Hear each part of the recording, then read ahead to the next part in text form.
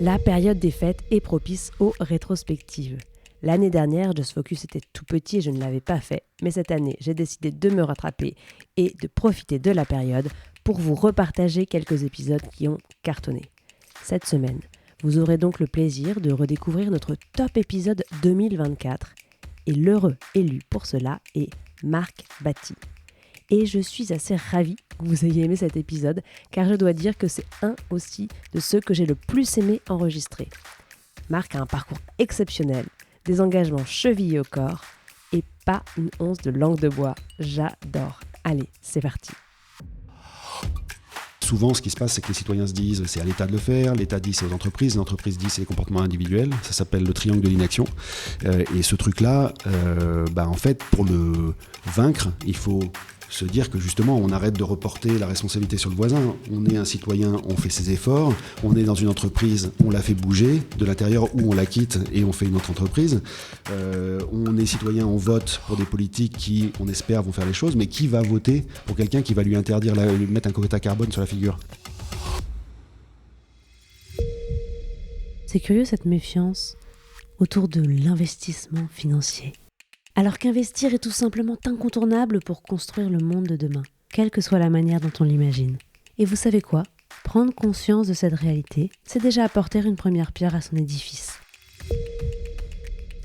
Bonjour, je suis Aurore Perrin et mon objectif avec Just Focus, c'est de mettre en lumière le pont entre des investisseurs qui ont des idées, des projets, des convictions et leurs investissements qui sont un moyen de créer un futur qui leur ressemble. En proposant un nouveau rapport à l'argent, aussi exigeant sur sa performance que sur son sens, Just Focus est une invitation à passer à l'action. Bonjour à tous, j'ai le plaisir d'accueillir aujourd'hui Marc Batty. Bonjour Marc, j'espère que tu vas bien. Bonjour Aurore, tout va bien, merci. Marc, je trouve que tu es un peu l'invité parfait pour Just Focus, donc je suis vraiment ravie d'avoir la chance d'échanger avec toi aujourd'hui. Alors pourquoi parfait ? C'est pas pour te mettre la pression, mais tout simplement parce que tu as une conscience aiguë de l'importance de l'investissement financier pour construire le monde de demain. Et en découle une approche quasi politique de l'investissement que tu mets au service de la transition écologique depuis 2019. En quelques mots, tu es ingénieur agronome, mais tu as travaillé dans l'informatique et la tech entre 2001 et 2019 en cofondant Dataiku, un éditeur de logiciels dans le domaine de la data et de l'intelligence artificielle. Et aujourd'hui, en tant que cofondateur de FEV, Ferme en Vie, tu contribues à la transition agroécologique en France en facilitant l'installation de la nouvelle génération d'agriculteurs et d'agricultrices.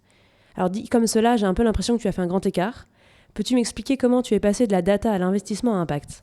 Oui, c'est un énorme écart que j'ai fait en 2018-2019, qui est lié à une prise de conscience écologique assez forte. Je dis souvent que c'est lié aussi à la crise de la quarantaine, puisque moi j'étais en train de développer ma boîte d'avant, donc Dataiku, effectivement dans un domaine très différent de ce que je fais aujourd'hui. On était donc à l'étranger avec ma famille, je venais d'avoir 40 ans, j'avais eu un enfant, c'est souvent des déclencheurs assez forts de changement, et je me rendais compte avec une boîte qui marchait très bien en pleine bourre, que je ressentais cette perte de sens qui est quand même assez prégnante chez pas mal de nos concitoyens à l'heure actuelle, et ce qui était vraiment le plus frappant, c'est qu'en étant à New York, je me rendais compte à travers nos quelques retours en France que la conscience écologique était en train de monter un petit peu, même si on sait qu'on est très loin du chemin en France. Quant aux US, à mon retour à New York, dans les repas ou les discussions à la machine à café avec mes collègues, ce sujet percolait pas du tout, et donc je me rendais bien compte que le monde était à deux vitesses, si ce n'est évidemment plus, et ça m'a vraiment choqué de voir ça. Et puis en parallèle, moi, il y a un événement très très marquant, c'est la lecture du rapport du GIEC en 2018, qui m'a complètement choqué, parce que pour la première fois, j'ai pris conscience à ce moment-là que les choses qu'on nous dit depuis presque qu'on est tout petit, que le monde va un petit peu dans une mauvaise direction et que pour les générations futures, ça sera difficile. Pour les générations futures, moi je me suis toujours dit, c'est pas moi. C'est les suivants, mais les suivants, ils sont loin, quoi. Et même si on a de l'empathie pour nos arrière petits-enfants, finalement, ça passe, quoi. Et ce jour-là, donc il donnait un budget qui, à l'époque, alors Jean-Philippe, dont on parlera tout à l'heure, nous connaît ça mieux que moi, mais il donnait un budget de tonnes carbone à émettre, et je crois que c'était 400 et quelques, ou 420 peut-être.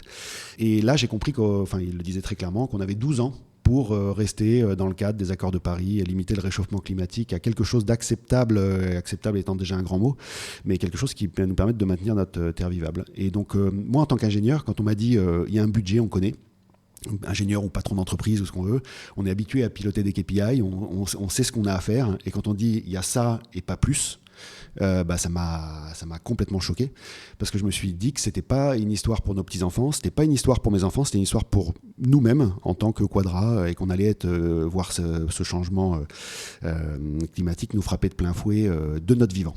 Et donc moi je m'inquiète évidemment plus pour mes enfants que pour moi-même, mais je pense que le déclencheur, si on veut être très très honnête, ça a d'abord été une peur pour soi. Ok, et donc c'était des sujets que vous abordiez pas du tout à l'époque de Tataiku, où il y avait déjà des Quand rapports... tu dis vous, tu penses à avec familialement avec tes ou cofondateurs Non, pas du tout, pas du tout. Et même, je vais être très franc, c'est pas des sujets qui dans la plupart des boîtes de la tech que je connais, à part celles qui se sont créées depuis quelques années et qui sont relativement proches du sujet, soit parce qu'elles veulent l'aborder, ce sont des gens qui travaillent explicitement dans le milieu de la réduction de l'empreinte des entreprises, ou des gens qui en font leur business. À part cela, la plupart des entreprises qui ont un business classique, quand je dis classique, c'est en gros tout sauf les trucs utiles, ces gens-là, ils ne parlent pas de ça. Ils ont évidemment dans leur staff 10, 20, 30% de personnes éco-anxieuses ou de personnes qui ont une sensibilité forte là-dessus. Ça pose de plus en plus de sujets sur le fait que ces boîtes-là, parce qu'elles ne prennent pas le sujet avec le bon niveau d'urgence, commencent à se couper de leur base d'employés. Donc il y a des démissions, on parle beaucoup de silent quitting, les gens qui arrêtent de travailler ou qui démissionnent parce que leur entreprise ne prend pas le sujet ouvertement. Mais donc Dataiku et les autres ne prenaient pas ça au sérieux suffisamment. Mais après, souvent, moi, quand je me rappelle de ça, c'était il y a 5 ans. Et ça me paraît... le mois d'il y a 5 ans me paraît absurde. Et je me dis pourtant que j'étais pas du tout je me sentais écolo déjà à la base. J'étais écolo qui faisait rien, en fait. C'est-à-dire comme tout le monde, quoi. Comme tous les gens qui nous écoutent, je suis sûr que si on leur demande, il y en a 50% qui vont se revendiquer écolo. Mais je pense sincèrement que dans tous ceux qui nous écoutent, malheureusement, il y en a plein qui, à l'heure actuelle, ne font rien. Et pour ceux qui font quelque chose, dont moi, ils font quelque chose qui est très insuffisant par rapport à ce qu'il faudrait qu'on fasse. Alors, raconte-moi exactement, du coup, qu'est-ce que tu fais aujourd'hui ? En quoi ça fait quelque chose ? Et puis en quoi c'est insuffisant aussi, peut-être, du coup ? Alors, tu veux qu'on parle un peu de personnel ou de familial ou plutôt de travail, et comment on s'inscrit, j'inscris ça dans mon déjà, qu'est-ce que tu as fait comme bascule, justement, ouais. Tu vois, déjà, comment est-ce que tu as fait croître Dataiku et à quel moment tu as quitté Dataiku ? Oui. Pourquoi tu l'as fait exactement ? Oui. Et quel a été le projet sur lequel tu t'es concentré après, et sur lequel je crois que tu te concentres encore maintenant. Oui. Peut-être on peut commencer par là, et puis après, effectivement, Dataiku, ça a été créé on l'a créé en 2012-2013 officiellement pour la création de la société, avec 3 autres fondateurs. On est parti donc à 4. Quand je suis parti, il y avait 300 personnes. Moi, je me suis toujours occupé du développement commercial chez Dataiku, d'abord en France, un peu en Europe, et surtout ensuite aux US à partir de 2017. C'est une aventure qui allait très très vite, puisque en quelques années, de passer de 4 à 300, ça fait partie des hyper-croissances qu'on voit parfois dans la tech. Maintenant, là, au jour où on se parle, il y a 1100, 1200 personnes, donc ça a encore grossi beaucoup depuis que je suis parti. Pour être très franc, au moment où moi j'ai décidé de passer à autre chose, c'était pas aussi clair dans ma tête que ça l'est aujourd'hui. C'est-à-dire qu'il y avait une conjonction de facteurs. La prise de conscience écologique, c'était une chose. Le sentiment de ne pas avoir le sens que j'espérais dans Dataiku était aussi quelque chose, qui, in fine, sont, à mon avis, intimement liés, mais c'était pas forcément très réfléchi au moment où j'avais ce sentiment un peu de vide. Et puis après, il y avait aussi, et c'est d'abord comme ça que ça commençait, un sentiment de fatigue et de se demander pourquoi on fait ça, après quoi on court. Et ça, c'est vraiment le premier truc. C'est d'abord, on se dit qu'est-ce que je suis en train de faire là, après, mais à quoi ça sert tout ça, et puis est-ce qu'il n'y a pas mieux à faire dans le monde pour contribuer de manière utile à partir du moment où la conscience écologique s'éveille un peu.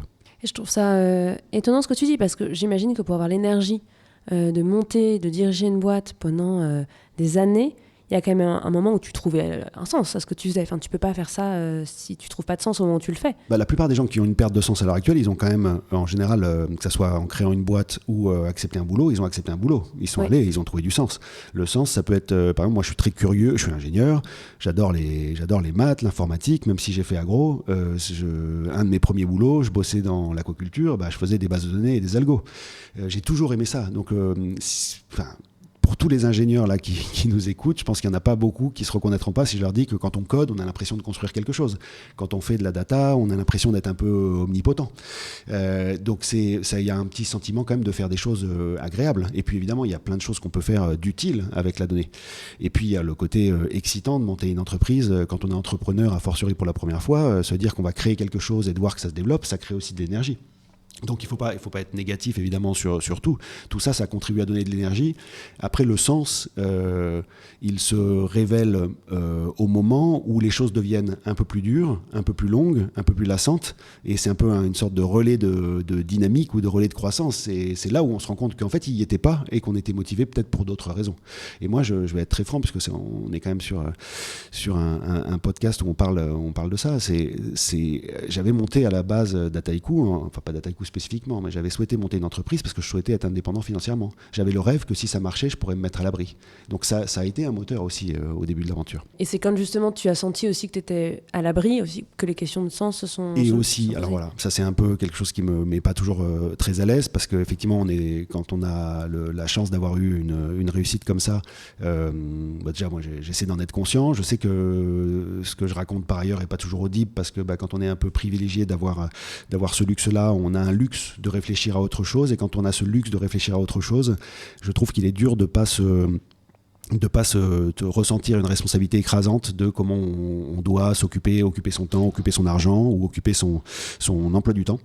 Et c'est un peu les sujets, d'ailleurs, comme tu sais, sur lesquels je milite pas mal. Je comprends qu'il y ait toute une partie de la population qui soit pas capable ou en capacité d'agir immédiatement sur certains sujets, notamment le sujet de l'investissement. Tout le monde n'a pas de l'argent à investir, il faut être très honnête là-dessus. C'est même très rare, en fait. C'est même très rare. Donc en fait, cette question-là, elle est un peu... on parle qu'à des personnes privilégiées, mais si vous êtes privilégié, en fait, on en reparlera, mais je trouve ça complètement ahurissant à l'heure actuelle de ne pas être all-in sur l'investissement dans les sujets qui comptent, parce qu'on n'aura pas 3 tentatives. Après, pour les gens qui nous écoutent et qui n'ont pas encore la chance peut-être d'avoir de l'argent à investir, il y a plein d'autres actions au niveau personnel qui permettent d'aligner nos comportements avec des choses qui sont souhaitables pour le futur qu'on veut construire. Donc ça, on pourrait y revenir également. Comme tu le dis, il y a plein de gens qui n'ont pas forcément la capacité financière de faire la différence. Mais personnellement, est-ce qu'il y a des choses que toi, tu as mises en place et que tu penses seraient applicables à n'importe qui, et d'ailleurs que le toi d'avant Dataiku aurait pu déjà faire ? Oui, il y a des choses évidentes. Alors c'est la première que nous on a faite, c'est qu'on se sentait loin en étant à New York de notre famille. À l'heure actuelle, ça paraît naturel, voire même souhaitable, puisque les grandes écoles, pour ceux qui ont fait ça, encouragent les gens à aller faire des cursus à l'étranger. Il y a 50 ans ou même 30 ans, en vrai, ça n'existait pas trop. C'était l'exception. Et quand on partait à l'étranger en disant au revoir à sa famille parce qu'on la reverrait dans 3 ans ou dans 10 ans. Ou peut-être pas. Là, c'est quand on partait il y a longtemps à l'étranger. Mais c'est vrai, quand même, il y a eu une époque où c'était ça. Maintenant, on part à l'étranger en se disant que de toute façon, on se voit à Noël. Donc nous, déjà, ça nous gênait un petit peu en étant à New York et on rentrait pas si souvent en France. Moi, la plupart de mes collègues dans les startups, ils rentraient 2 fois par mois en France parce qu'en fait, il y avait des meetings, des trucs comme ça. Moi, je rentrais tous les 3 mois.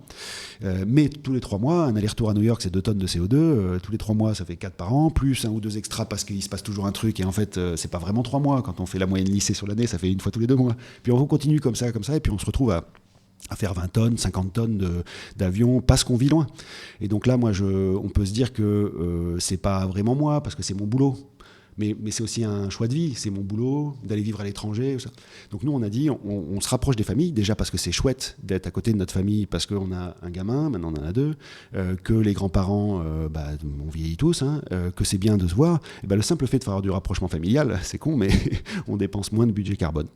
Et donc dans cette logique-là, le pas suivant, c'était de se dire on fait un effort énorme sur l'avion. Alors on s'est pas dit on arrête l'avion, on s'était toujours pas dit, mais il se trouve qu'on l'a pas pris depuis plus de 4 ans. Donc le jour où on a posé nos valises en rentrant de New York, on n'a pas remis depuis de novembre 2019 un pied dans un avion. On veut pas dire jamais parce qu'en fait déjà moi je me rends compte que je suis un peu jusqu'au boutiste sur plein de choses et que quand je dis jamais, ça me met une pression. Comme j'aime bien honorer mes engagements, ça me met une pression trop forte.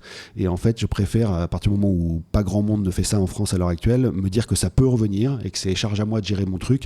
Mais mon objectif sur ce point-là, c'est d'être toujours mieux disant que la moyenne, c'est-à-dire d'être toujours en avance et de montrer à travers ce changement de comportement qu'on peut le faire. Moi, j'ai pas l'impression d'avoir passé des vacances pourries depuis 4 ans.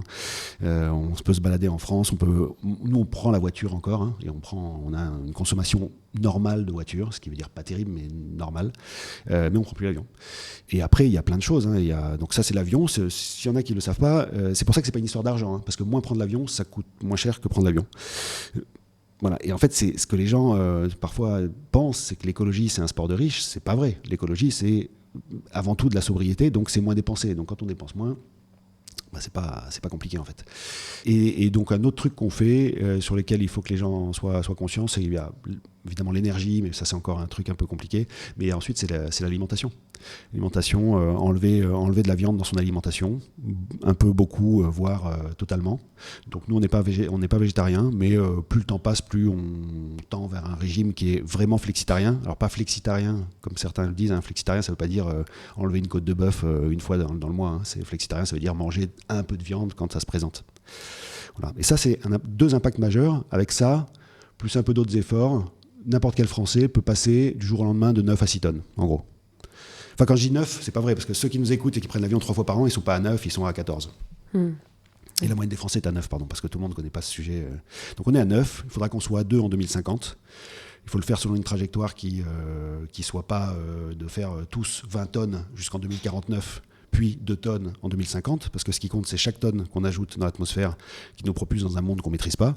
Donc, il faut déjà passer de 9 tonnes en moyenne à 2 tonnes selon une vraie courbe, pas juste faire un petit sommet avant.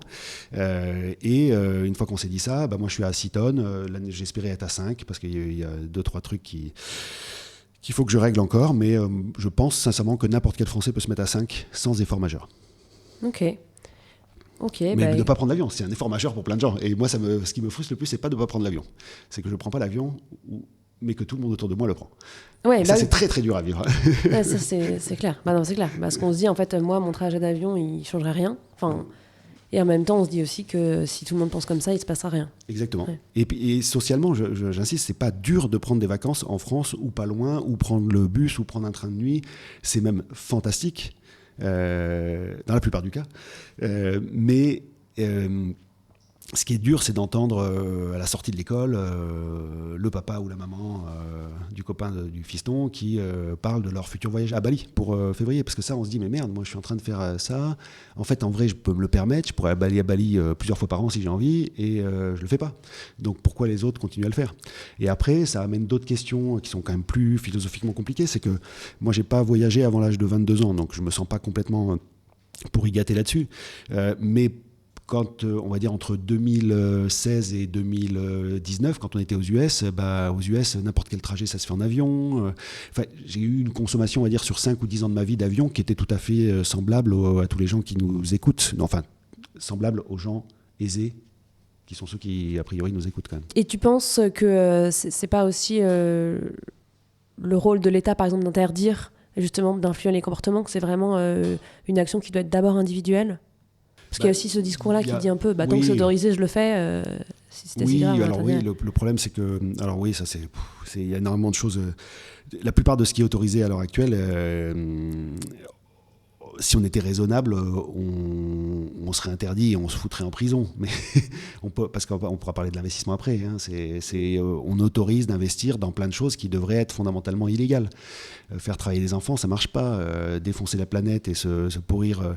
parce qu'on parle, il y a le CO2, mais il y a toutes les pollutions chimiques, il y a le cycle de l'eau, le cycle de l'azote, il y a énormément de choses qui... en gros, à peu près tout qui déconne. Tout ça devrait être illégal, évidemment. Maintenant, souvent, ce qui se passe, c'est que les citoyens se disent c'est à l'État de le faire, l'État dit c'est aux entreprises, l'entreprise dit c'est les comportements individuels. Ça s'appelle le triangle de l'inaction. Et ce truc-là, en fait, pour le vaincre, il faut se dire que justement, on arrête de reporter la responsabilité sur le voisin. On est un citoyen, on fait ses efforts. On est dans une entreprise, on la fait bouger de l'intérieur ou on la quitte et on fait une autre entreprise. On est citoyen, on vote pour des politiques qui, on espère, vont faire les choses. Mais qui va voter pour quelqu'un qui va lui interdire, lui mettre un quota carbone sur la figure? C'est une discussion qu'on a fréquemment. Qui va voter pour ça? Personne. Donc ce qui va se passer, c'est qu'on aura des gens qui seront élus qui s'en foutront. Je ne crois pas du tout en une dictature verte, quelqu'un qui va nous imposer des choses. Je crois assez volontairement au fait qu'à un moment, on aura une dictature tout court de gens qui font des choses qui sont à la fois pas bonnes pour nous et pas bonnes pour la planète. Ça, j'y crois assez volontairement.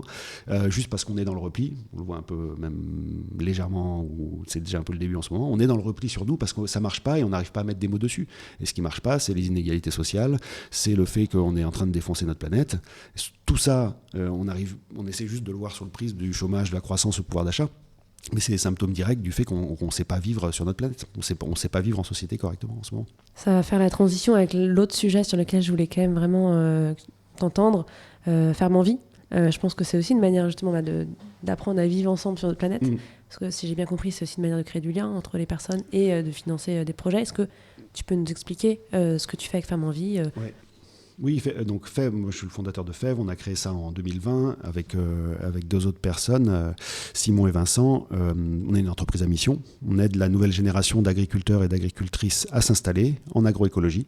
Agroécologie, c'est un ensemble de pratiques, pour nous, les gens mettent un peu la définition qu'ils veulent derrière, mais pour nous c'est une agriculture qui va au-delà de l'agriculture biologique. On n'essaie pas de remplacer l'agriculture biologique, qui est quelque chose qui existe depuis 40 ans, qui a des avantages, quelques petits inconvénients, mais on essaie d'aller au-delà de ça, parce qu'il y a eu beaucoup de choses dans l'agriculture qui se sont passées au cours des dernières années où on prend un label, on essaie de le remplacer par un autre. Là aussi, on s'agite beaucoup de gymnastique pour essayer de finalement noyer le poisson, mais fondamentalement, il ne faut pas détricoter ce qui est bien fait à l'heure actuelle, c'est-à-dire le bio. Il faut juste aller au-delà sur les choses qui sont encore perfectibles. Et donc nous, on a créé une charte agroécologique qui prend les bases du bio. Pourquoi ? Parce que c'est un label qui est connu des consommateurs, qui est auditable par des tiers. Donc ça veut dire que ça enlève une responsabilité à FEV et surtout ça crée de la crédibilité. Si FEV dit nous on a créé un truc, c'est génial, et puis en plus on se l'audite nous-mêmes, on comprend bien que ça n'a aucune espèce de valeur. Donc on a créé cette charte-là, et cette charte elle a vocation, en plus de critères agronomiques très exigeants, pour d'une part respecter les sols, pas polluer l'eau, faire attention à la biodiversité environnante dans les champs, on a créé des critères qui ont plutôt une dimension sociale. L'idée, c'est de se dire, le but, c'est que tout ce changement-là de modèle agricole qui est nécessaire à l'heure actuelle, il ne se passera pas sans que le métier d'agriculteur soit reconsidéré.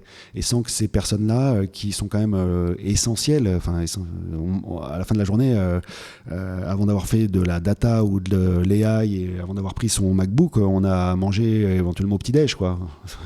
Donc on est obligé d'avoir les agriculteurs.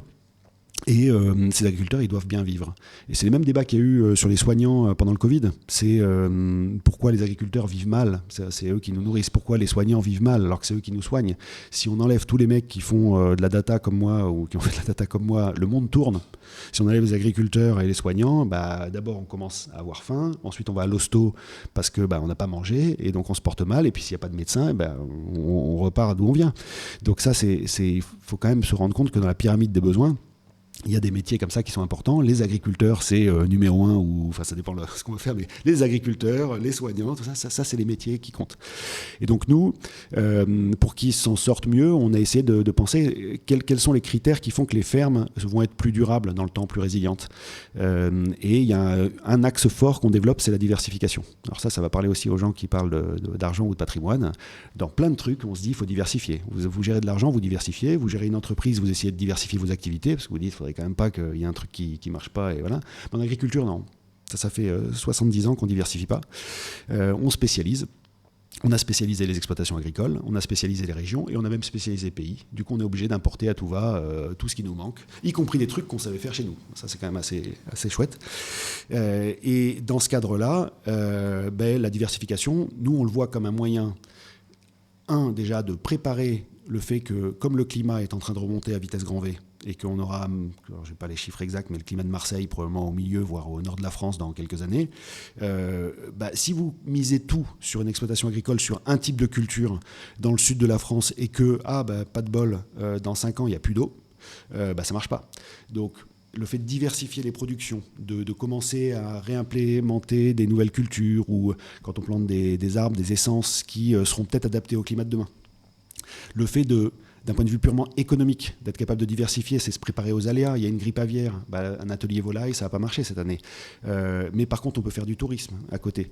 Ou alors parce que le revenu de telle ou telle ligne de produits ne marche pas très bien, mais que j'avais transformé à la ferme une partie de ces produits, j'arrive à avoir une meilleure valeur ajoutée.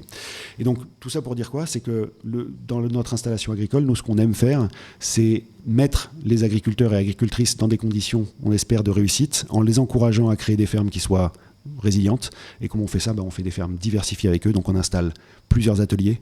On leur permet idéalement de penser à l'internalisation de la transformation, donc transformation de fromage par exemple à la ferme, mais aussi à la maîtrise de leur circuit de distribution. Parce qu'en fait, là où la plupart des marges se sont évaporées et font que les agriculteurs sont pris en ciseaux et ne mangent pas à leur faim pour certains, c'est que les marges ont été confisquées par l'aval de la filière, donc l'agroalimentaire d'une part, sur la transformation, et la grande distribution de l'autre côté.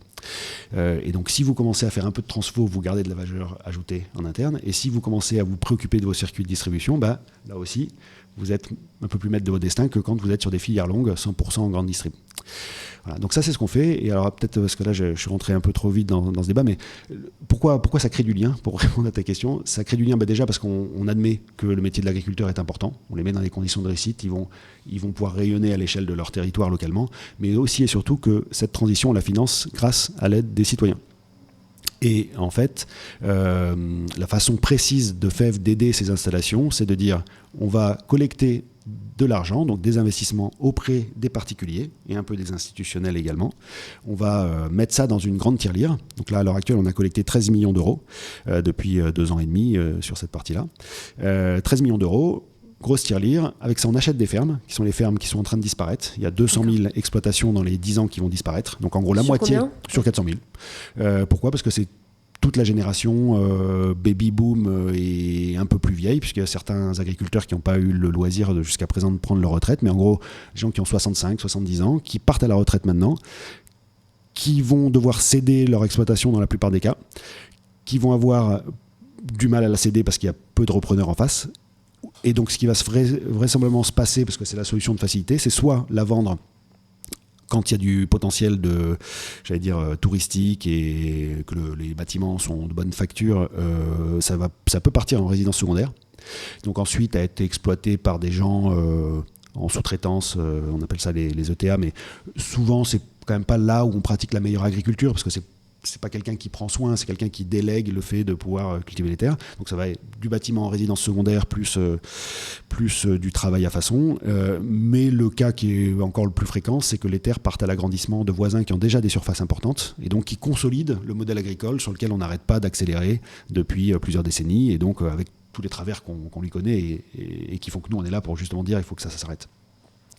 Et voilà, et donc avec ces 13 millions d'euros, on a acheté 16 fermes et on les met à disposition des porteurs de projets. Et là où en fait, je fais le lien avec ce que je disais tout à l'heure sur la charte, c'est que la condition sine qua non pour FEV, pour louer ces belles fermes qui ont été financées grâce à de l'argent citoyen, c'est de s'engager pour les agriculteurs et agricultrices qui nous font confiance sur cette charte.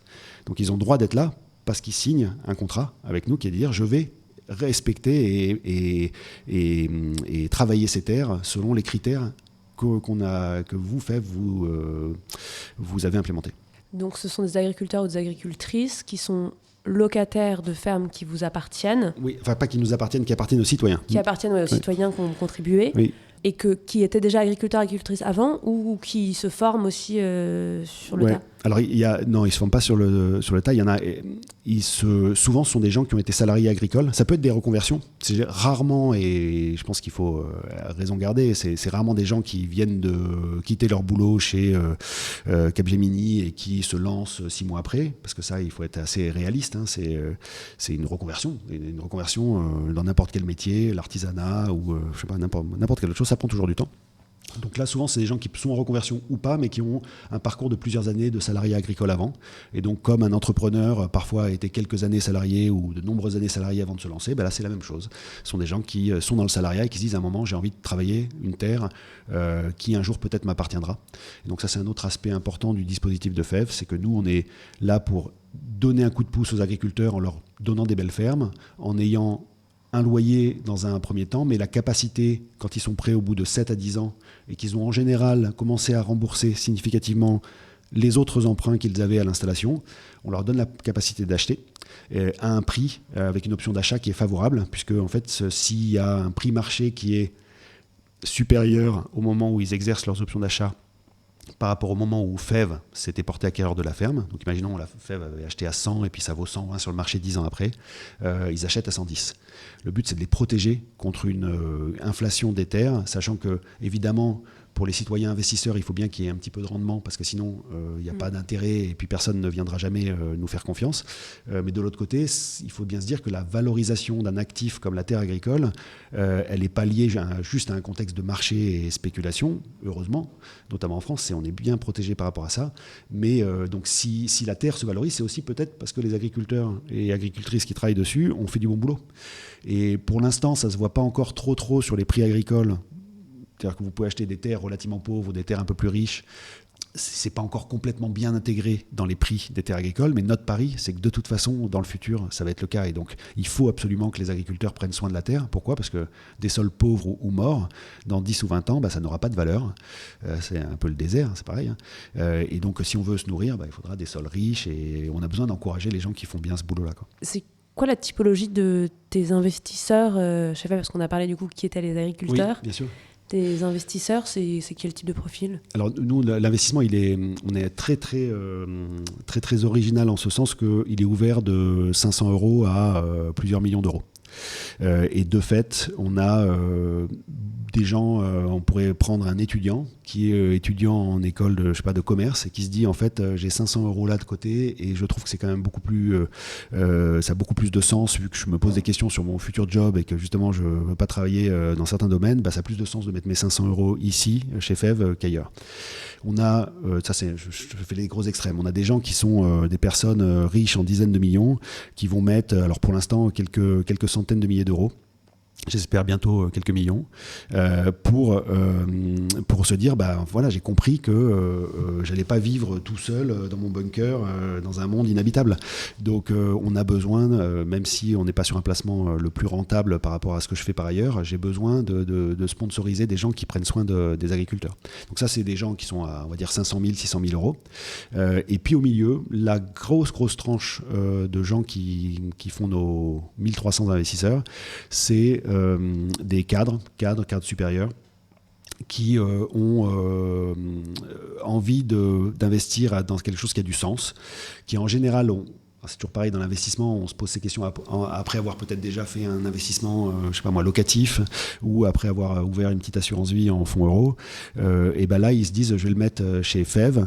L'avantage qu'on offre à ces gens-là, en plus du sens, c'est que comme on est éligible à une réduction d'impôt de 25% sur l'impôt sur le revenu, des gens peuvent défiscaliser une partie de leur impôt sur le revenu.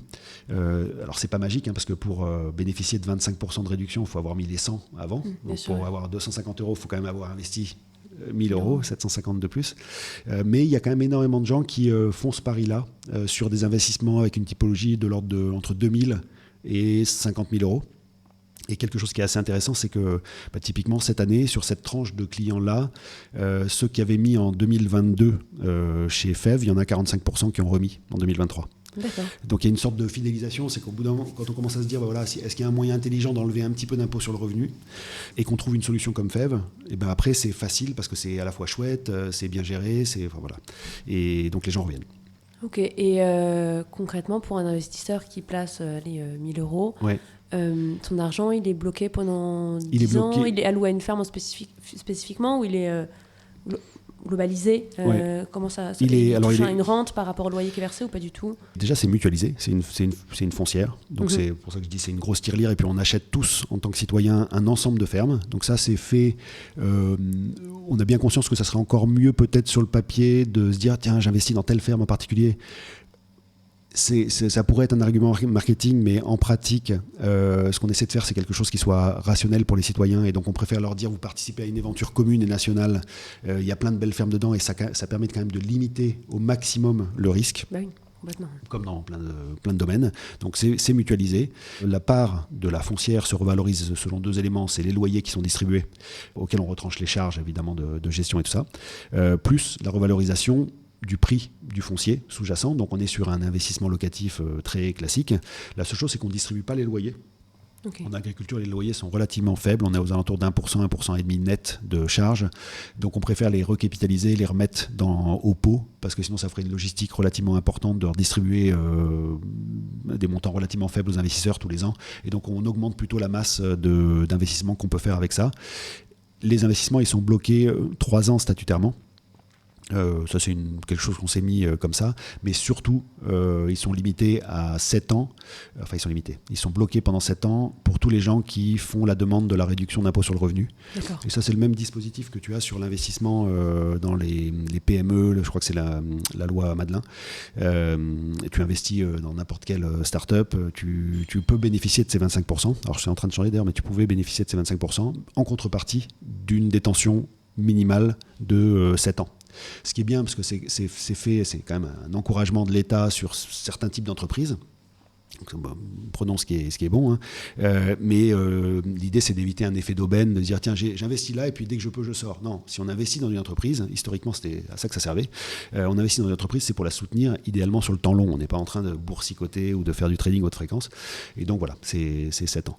On est sur un investissement où clairement les gens ils le font pour le sens, et donc ça dure là. Si l'idée c'est d'avoir de l'épargne disponible à 6 mois, il vaut mieux faire un compte à terme. Bah, ça tombe bien, on va faire une transition facile avec les sujets d'investissement, puisqu'on a commencé à en parler. Pour ça, on va accueillir Rémi Douchet, qui est notre expert Sapiens et qui a des questions à te poser. Donc, on accueille Rémi Douchet. Marc, ravi d'échanger avec toi. Je pense que c'est très intéressant pour la communauté Sapiens de partager ta riche expérience d'entrepreneur, mais aussi et surtout celle d'investisseur. Et c'est à cela que je vais m'atteler dans cette partie du podcast. J'ai tendance à penser qu'on utilise souvent les mauvais termes quand on parle de conviction responsable, conviction durable, parce qu'en fait, c'est pas un sujet de conviction, c'est plus un constat. Et je pense que tu fais partie des échos éveillés, conscient que le sujet, c'est pas une question de conviction, c'est juste une question de pragmatisme et il n'y a pas de choix. Enfin, on connaît la trajectoire de la planète et qu'en étant un peu clairvoyant, on doit s'obliger à l'aider à dévier de sa trajectoire et faire mieux. Ma question, moi, c'est la suivante, c'est comment on peut faire quand on est un investisseur et qu'on a la chance de pouvoir investir et de pouvoir du coup faire bouger des choses. On peut faire bouger des choses sans investir aussi, mais voilà, pour être en cohérence, sachant que, on le sait tous, le monde de l'investissement, s'agissant des investissements impact ou responsables à minima, n'est pas encore un univers mature. Et donc tout à l'heure tu utilisais le terme, je rebondis sur les termes que tu as utilisés, faut être all-in. Comment on peut être all-in quand on a en face de soi un univers d'investissement qui lui permet pas d'être all-in parce qu'il n'est pas encore complètement à jour, il s'est pas encore mis, alors il est en mouvement. Et voilà, donc ça c'est ma première question. Oui, donc effectivement, moi quand j'ai eu la chance d'avoir justement un patrimoine plus important et qui me faisait me poser ces questions-là, déjà être all-in c'est pas fréquent. Je sais pas si tu le vois dans tes clients, mais c'est quelque chose de rare, et plus le temps passe, moi je pensais aller rencontrer plein de gens comme moi.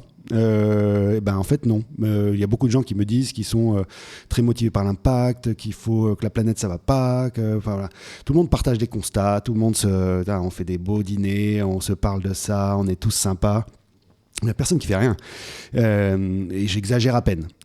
Être all-in, donc ça veut dire réaliser que si on a des sous, on va intégrer l'ensemble des critères qu'ils font pour prendre les bonnes décisions. Et je pense que le premier sujet, l'investissement, ça a toujours été une histoire de performance-risque. Ça, tout le monde connaît ça parfaitement. Donc, je veux un placement performant, mais c'est plus risqué, ou je veux un truc pas trop risqué parce que j'aime pas perdre mes sous, mais je vais pas en gagner beaucoup. Et ce truc-là, il nous gangrène au moins autant que la notion de PIB dans nos économies. C'est ce rapport-là qui est sur une dimension par moment, l'espèce humaine m'atterre, dans le sens où on a l'impression, on se revendique intelligent, mais il faut tout qu'on regarde en une dimension ou 2 dimensions maximum. On est quand même c'est fou. D'ailleurs, performance-risque, plus pour la petite histoire, c'est pas 2 dimensions, c'est 1 dimension, parce que si tu bouges l'un, tu bouges l'autre. Donc c'est 1 degré de liberté. Et donc voilà. Et donc le principal truc à faire, quand tu commences à réfléchir à l'impact que tu as sur le monde et comment ton argent peut t'aider à avoir un impact différent, c'est repenser à la notion de risque. C'est risque pour toi ou c'est le risque pour la planète. Et est-ce que tu penses pouvoir dissocier, d'ailleurs, si on va un peu plus loin, le risque pour toi du risque de la planète? Est-ce qu'il est possible de prendre un risque pour la planète qui ne soit pas un risque pour toi? Alors ça, moi, j'aimerais bien... il y en a quelques-uns qui croient ça. Il y a Mark Zuckerberg, il y a Elon Musk, donc il y en a un il y a Jeff Bezos, il y en a un qui se dit qu'il va s'enfuir sur une autre planète, qu'on va aller chercher les minerais ailleurs. Et puis l'autre, il se dit, si ça tourne mal, j'ai un bunker à Hawaï. Là, si vous avez vu les news, là récemment, il y a pas mal d'articles sur le nouveau bunker à Hawaï de Mark Zuckerberg. Avec les gros titres des journaux qui disent « Et s'ils savaient quelque chose que nous ne savons pas ?» Je sais pas, le truc que tout le monde raconte depuis 60 ans. Des milliers de scientifiques, je sais pas. Oui, il a lu sûrement les mêmes rapports que nous. Et il s'est juste dit que lui, il allait y répondre seul. Et donc, alors moi, je vais être très franc, même si j'ai pas du tout les mêmes moyens que lui. À un moment, quand on commence à avoir de l'argent, ça travaille tout le monde un peu de la même façon. C'est-à-dire, et si je m'achetais un petit havre de paix, au cas où ça tourne mal? Alors moi, je suis passé par là un peu. Je suis en train d'en revenir complètement parce que je me suis dit un truc, c'est que déjà, j'ai essayé de cultiver mon potager et c'est pas aussi facile que ça en a l'air. Donc je me suis dit, s'il faut faire bouffer ma femme et mes enfants avec, c'est pas... Voilà, donc c'est pour ça aussi que j'essaie d'aider les agriculteurs, parce qu'ils le font mieux que moi. Et puis après, l'autre truc que j'ai réalisé, c'est, je dis, ouais, mais je vais pas faire un stock d'antibiotiques. Ça, c'est débile, quoi. S'il m'arrive un truc... en gros, c'est pas juste prendre du paracétamol et des antibiotiques. Et puis après, l'autre truc qui m'avait fait rire, parce que ce qui est marrant, c'est qu'on arrive rapidement au bout de ce modèle-là. Dans le raisonnement, faut 1 heure finalement. Imaginons que je sois plus malin que les autres et que je stocke de la nourriture, que j'ai un bunker climatisé. Voilà. En vrai, il faut vraiment que ce soit un bunker. C'est-à-dire que la condition pour survivre seul dans un monde qui va très mal, c'est avoir un fusil et apprendre à tirer. C'est ça que ça veut dire. Et les gens qui me disent, mais je fais un potager de ça, je dis, oui, mais est-ce que tu as un fusil? Parce que les gens, ils sauront que tu as un potager et que tu as des réserves, donc ils viendront te chercher. Donc, il faut arrêter avec cette histoire. Ces gens-là qui font des bunkers, c'est triste, c'est les mêmes qui nous enfoncent droit vers la catastrophe, et ils se font des bunkers. Donc la question maintenant, c'est le risque. Le risque, notre risque individuel, il est intimement lié à notre risque collectif. Et il y en a un qui prend le dessus sur l'autre. C'est parce que ça va mal collectivement que de toute façon, individuellement, on n'arrivera pas à se sauver.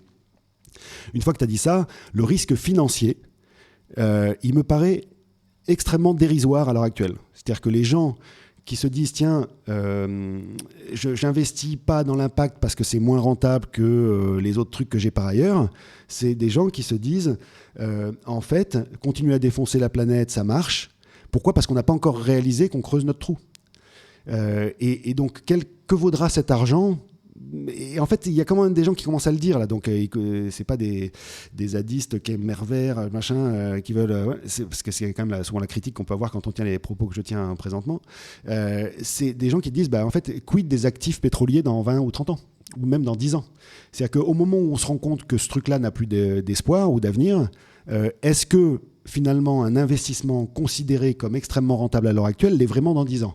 Et alors ça, c'est quand même assez intéressant parce que même dans l'univers de l'investissement, qui est quand même moins long terme qu'il l'a été peut-être à une époque, on raisonne quand même souvent, notamment dans le monde du private equity ou des personnes fournies, sur des horizons à 7-10 ans. Moi, ce que je dis juste, c'est qu'à 7-10 ans, votre appréciation du risque n'est pas la bonne. Et que peut-être que vous vous fourrez le doigt dans l'œil sur le fait que ce truc-là rapporte réellement du 8, 10, 12% de TRI.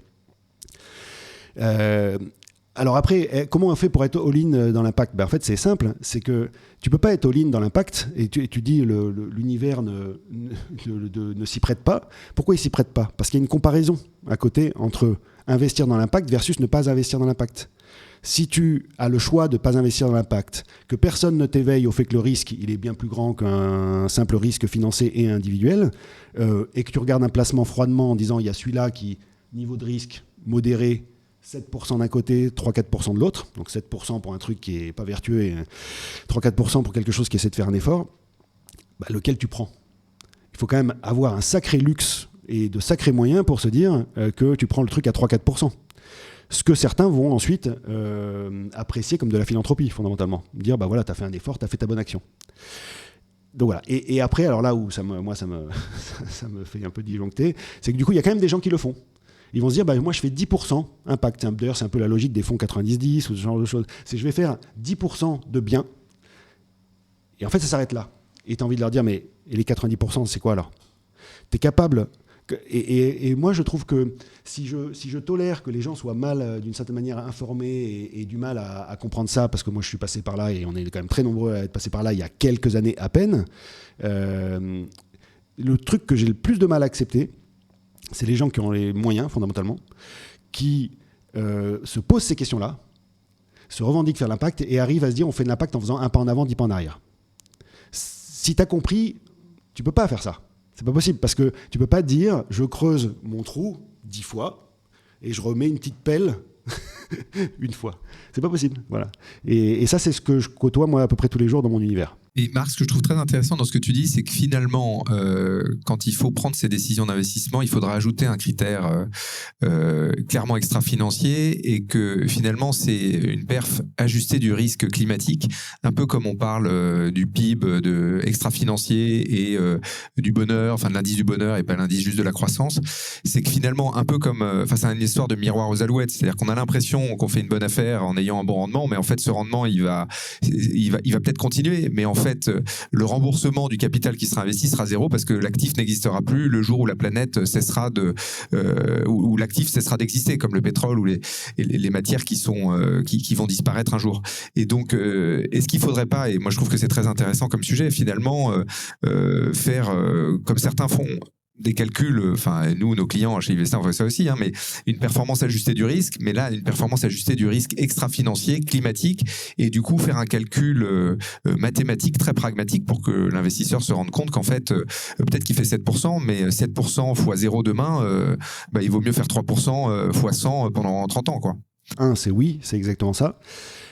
2, pour moi, c'est une notion effectivement de risque ajusté, mais ça voudrait juste être clairvoyant sur ce que veut dire le risque, parce que fondamentalement, il n'y a toujours qu'un critère, c'est le risque. C'est le risque. Et derrière, la question, c'est combien de points de TRI vaut l'habitabilité de la planète. Et ça, en fait, tu n'as pas besoin de faire le calcul. C'est ça qui est absurde. C'est que moi, je parle, pour être politiquement correct, de dépréciation des actifs pétroliers à horizon 10 ou 15 ans ou 20 ans. Ça, c'est pour parler le même langage que tout le monde, mais la question, elle n'est pas là. La question, elle est, même si ce placement, c'est zéro, si tu commences à mettre n'importe quel pouillème de TRI, enfin pas pouillème justement, mais de pourcentage de TRI sur l'habitabilité de la planète, tous tes placements dégueulasses, ils vont être à moins 1000% de TRI. Et en fait, c'est ça qu'il faut arriver à réaliser. On n'est pas en train d'ajuster une performance de 7 à 3. Donc de toute façon, il va falloir arrêter d'investir dans les trucs qui creusent notre trou. Tous les trucs qui ouvertement vont pas dans la bonne direction, on peut pas continuer d'investir là-dedans. Donc effectivement, c'est dur de considérer que on peut être all-in dans l'impact à partir du moment où il y a plein de trucs qui sont pas vertueux à côté. Mais fondamentalement, ce que ça invite à faire, c'est de repenser, c'est un peu le truc qui moi m'anime en ce moment, c'est la notion de business utile, voire plutôt essentiel. Alors c'est quoi essentiel ? Essentiel, c'est manger. Utile, ça peut être quand même d'avoir des loisirs, ou de faire de la musique, ou de l'art, ou de lire, ou de s'éduquer. Évidemment, c'est à la fin, tu peux survivre sans faire tout ça, mais fondamentalement, tu es sur des niveaux très très bas de l'échelle des besoins. Demain, pour moi, tout ce qui n'est pas de cet ordre-là, utile ou essentiel, fondamentalement, ça n'a pas de raison d'exister. Parce que ça peut être aussi décarboné que tu veux.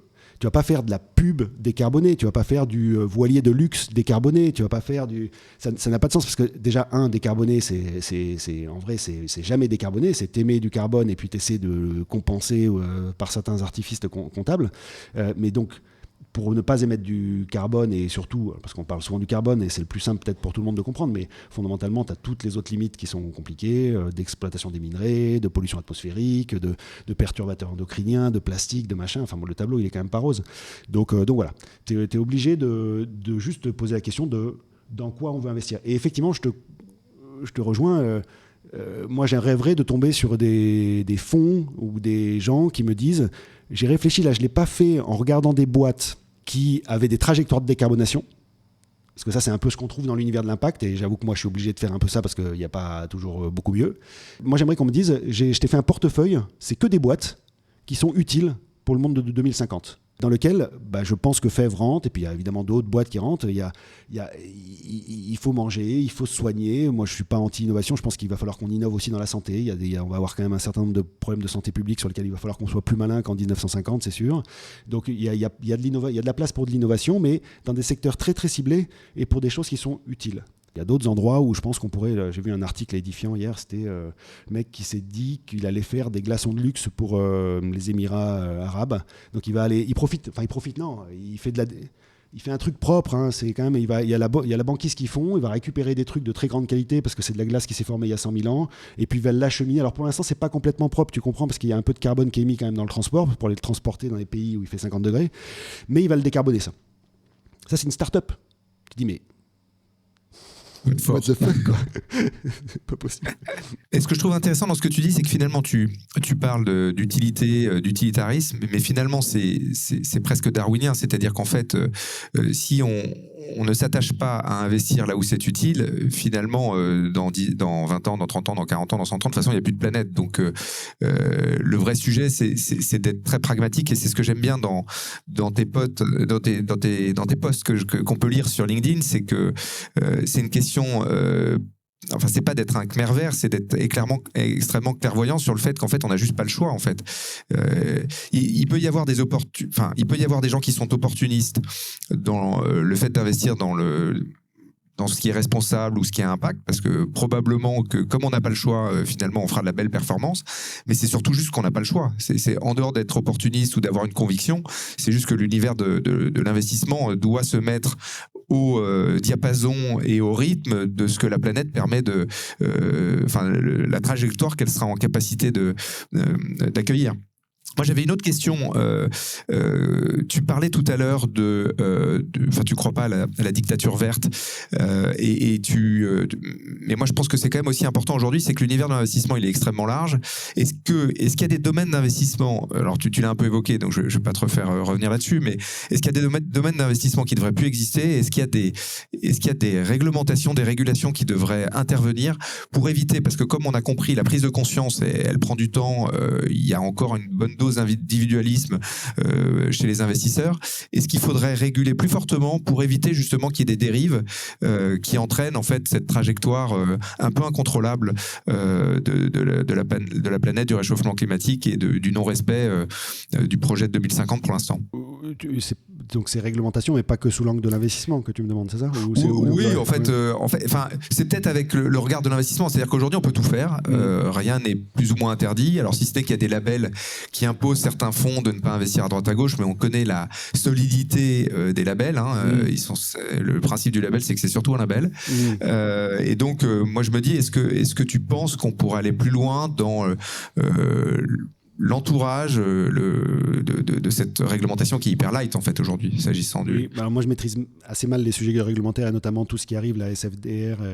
Je pense qu'il y a une montée en puissance quand même de ces réglementations. Il y a de plus en plus de moyens d'identifier ce qui est ce qu'on appelle l'article 8, article 9, qui est des choses finalement qui sont arrivées et qui ont été popularisées un peu après que moi j'ai ces convictions. Donc je ne suis pas aussi doué sur la réglementation que sur l'intention, pour finir. Mais je pense que pour moi, c'est la notion d'utilité, parce que je dis souvent impact, parce que des gens ils parlent d'impact, impact investing et machin, donc je reprends les termes consacrés pour que les gens comprennent, mais pour moi, c'est plutôt d'utilité de ce qu'on fait. Ça renvoie, tu vois, FEF, c'est une entreprise de l'économie sociale et solidaire. Il y a un label en France qui s'appelle ESUS, entreprise solidaire d'utilité sociale. Alors ça connote très social, alors qu'il y a... des questions aussi au niveau environnemental. Donc quand tu regardes la définition, elle est élargie. C'est pas que la lutte contre les inégalités qui est évidemment nécessaire, mais c'est aussi tout ce qui concerne le développement durable. Ça, il faut savoir que ça représente 10% de l'économie en France. Donc ça veut dire que si tu te dis que dedans il y a les sujets sociaux ouvertement et les sujets environnementaux ouvertement, ça veut dire que 90% du reste, on s'en fout. J'exagère, je pense, à peine. Alors évidemment, il y a ceux qui pourraient l'être et qui ne sont pas labellisés. Pourquoi ? Parce que dans un label ESUS, Tu as aussi des questions, mais qui vont dans le même ordre, de réduction des inégalités, où en fait tu t'imposes un plafonnement d'un écart de salaire entre les personnes les moins payées dans ta boîte et les personnes les mieux payées, avec des écarts qui vont, alors c'est en moyenne, et tu prends les points moyens et puis les extrêmes, mais c'est de l'ordre de 5 à 7. Donc ça veut dire que tu resserres aussi vachement l'échelle des salaires. Donc quelqu'un qui aurait un business ultra vertueux, mais qui a quand même envie de se payer 20 fois ou 30 fois le SMIC, il ne peut pas le faire, il ne peut pas être Ésus. Donc voilà, ça porte peut-être une petite limite pour certains, mais tout ça pour dire que fondamentalement, la vraie question, c'est de repenser l'utilité de nos métiers. Donc moi, c'est vrai que quand je me prends à rêver de ce qu'on pourrait faire, un des premiers trucs qui me vient à l'esprit, qui dépasse le cadre de l'investissement, mais du coup, il ne faudrait pas investir là-dedans non plus, c'est la pub. La pub, à l'heure actuelle, c'est essayer de te faire acheter un truc dont tu n'avais pas spécialement besoin. Si tu... A priori, tu n'es pas toujours en train de regarder toi les pubs pour les 3 légumes que tu veux acheter parce que tu achètes tes légumes parce que tu en as besoin. Donc la pub, c'est pour ton prochain voyage, ton prochain SUV, ton prochain truc qui sert à rien. Les voyages, ça sert, hein, c'est pas ça que je veux dire, mais la pub t'incite à avoir des comportements comme ça. Moi, un des trucs qui est le plus désagréable, je disais, c'est pas de pas prendre l'avion, c'est que mes pères prennent l'avion. Mais c'est aussi de voir les pubs pour l'avion quand je suis dans le métro ou que je me balade, parce que moi aussi, j'ai bien envie d'y aller. Donc là-dessus, on pourrait aller dans une direction. Enfin, pour moi, il y a des quick wins quand même qui sont assez majeurs. On pourrait se dire qu'à un moment, on a interdit la pub pour l'alcool parce que c'était un problème de santé publique. Pourquoi, à partir du moment où c'est pas un problème de santé publique, mais c'est un problème de santé publique au cube, pourquoi on ne fait pas une interdiction?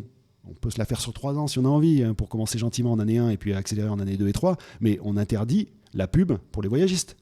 C'est pas parce qu'on n'aime pas le voyage ou qu'on pense pas que ça éveille les cultures, c'est juste parce qu'on n'incite pas les gens. Les gens le feront s'ils le veulent et s'ils le peuvent, mais on va pas leur dire tous les matins qu'il faut qu'ils partent en voyage. De la même manière qu'on n'a pas besoin de leur dire de changer leur SUV maintenant. Donc voilà, il y a pas mal de choses comme ça. Donc il y a l'univers de la pub qui pour moi est quand même hautement critiquable.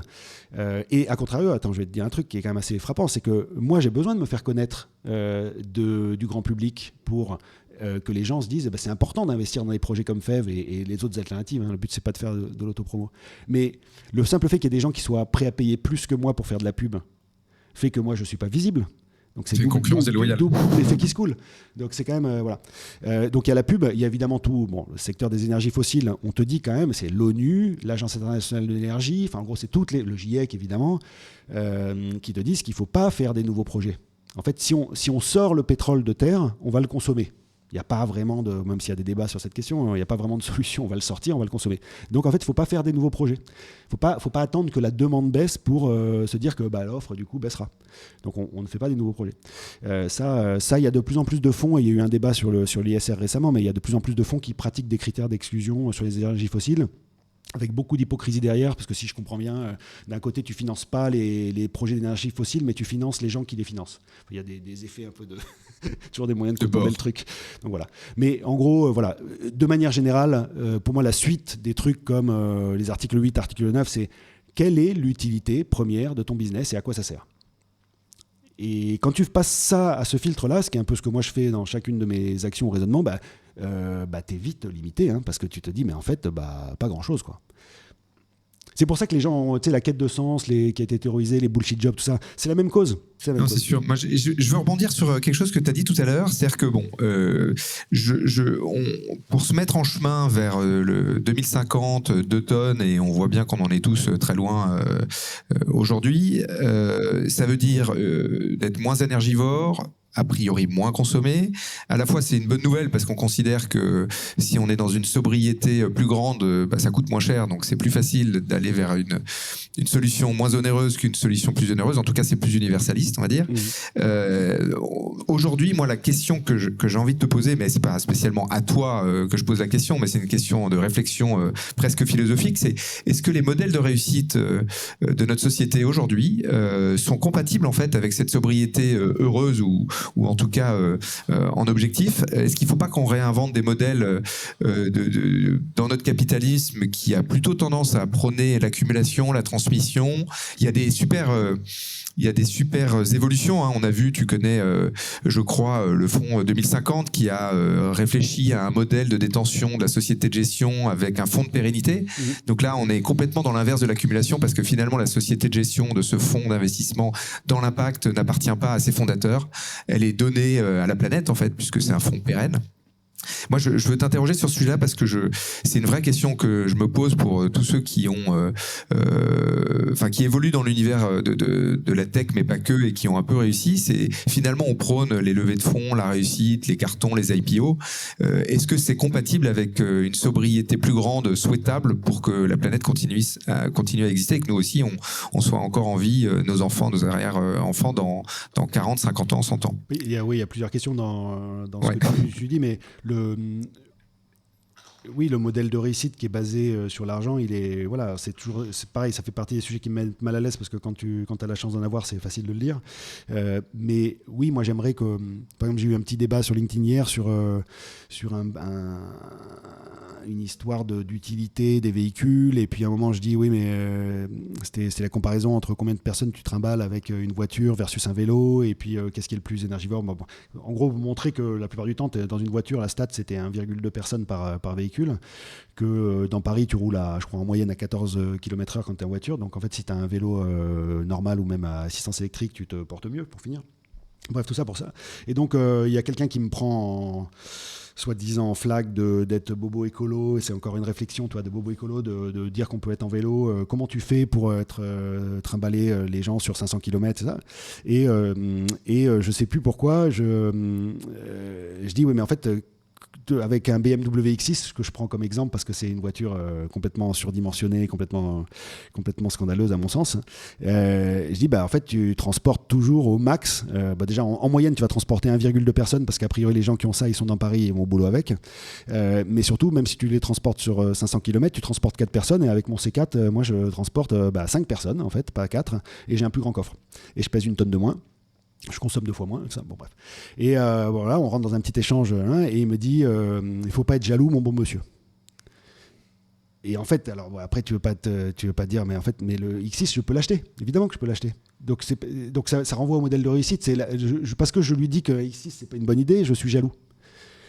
Et donc en fait on a un problème là-dessus, c'est que le voyage est un symbole de réussite, partir à Bali c'est un symbole de réussite, avoir une Mercedes ou BM ou autre rutilante c'est un modèle de réussite, et effectivement avoir beaucoup d'argent sur son compte en banque c'est un modèle de réussite.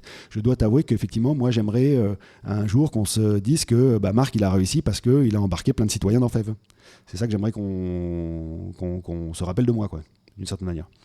Et ça, il faut qu'on arrive tous à se dire ça, quoi, parce que sinon c'est mal barré. Il y a aussi, moi il y a une question qui me taraude, que j'ai pas évoquée au début, mais il y a certains entrepreneurs, ou pas que des entrepreneurs d'ailleurs, qui disent mais moi je veux réussir énormément parce que j'aurai un levier pour faire bouger les lignes bien plus puissant. Et donc à la fin, la question que j'ai envie qu'on se pose, c'est est-ce que la fin justifie les moyens? Parce que tu peux finalement, pour accumuler, devenir plus riche, arriver à des travers qui sont complètement contre la cohérence avec des principes, une philosophie, une idéologie, juste pour plus tard être beaucoup plus force de mouvement. Alors ça, c'est une grosse excuse. Moi, au moins, je suis content de ne pas être passé par là.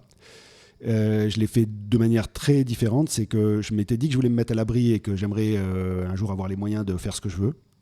Et dans une posture qui m'énerve un peu quand je repense à moi d'il y a 12 ans, mais qui au moins était cohérente avec ça. Je ne m'étais pas dit je vais faire ça pour faire le bien après, parce qu'à l'époque, je n'avais pas cette connaissance ou cette conviction profonde de l'urgence, où je ne m'en rendais pas compte, quoi. Donc je m'étais dit juste je me mets à l'abri. Quand ça a marché, je me suis senti la responsabilité de absolument utiliser l'argent pour faire un truc bien. Donc il y a ce côté un peu Robin des Bois. Par contre, à l'heure actuelle, si je devais le refaire, je pense pas, j'espère pas, que je serais capable de me remettre dans cette dynamique consciemment, de dire je m'en fous de ce que je fais du moment que j'apporte de l'argent, parce qu'après je l'utiliserai bien. Parce que le problème, c'est que, comme on le disait, la trajectoire sur 2050, déjà 2050, tu vois, quand on était à l'école, 2050 c'était loin, maintenant ça commence à se rapprocher. Donc déjà, chaque année compte, la trajectoire compte. On peut être à 2 tonnes en 2050, comme je disais tout à l'heure, mais il ne faut pas émettre d'ici là 50 tonnes par personne chaque année. Donc on ne peut pas juste se dire on fait n'importe quoi parce qu'après on fera mieux. Déjà, le nombre de gens qui tente une aventure entrepreneuriale qui un jour réussira suffisamment pour avoir ce loisir-là, comme tu as un effet un peu de Fenel, hein, il y en a 100 qui tentent et quelques-uns qui réussissent, tu vas avoir quand même sacrément beaucoup de monde qui fait de la merde pour à la fin assez peu qui réinvestissent utilement leur argent gagné. Donc ce truc-là, il tient pas. C'est un peu une excuse. Pourquoi ? J'ai eu cette discussion récemment d'ailleurs. C'est pourquoi ? C'est parce que les gens, ils comprennent bien que ça va plus là. Donc ils arrivent même plus à se le justifier eux-mêmes. Ils savent bien qu'il va falloir trouver une excuse. Pourquoi ça passe encore ? C'est parce que je me dis que le moment venu, je ferai quelque chose de bien. Sauf que, moi, les discussions que j'ai avec des clients de Family Office, typiquement, c'est pas ce qu'ils font. C'est ce que je disais tout à l'heure. Au moment où il faut être courageux et prendre son risque, son pseudo-risque à 3% ou à 2% ou à 1%, eh ben, ils le font, mais marginalement.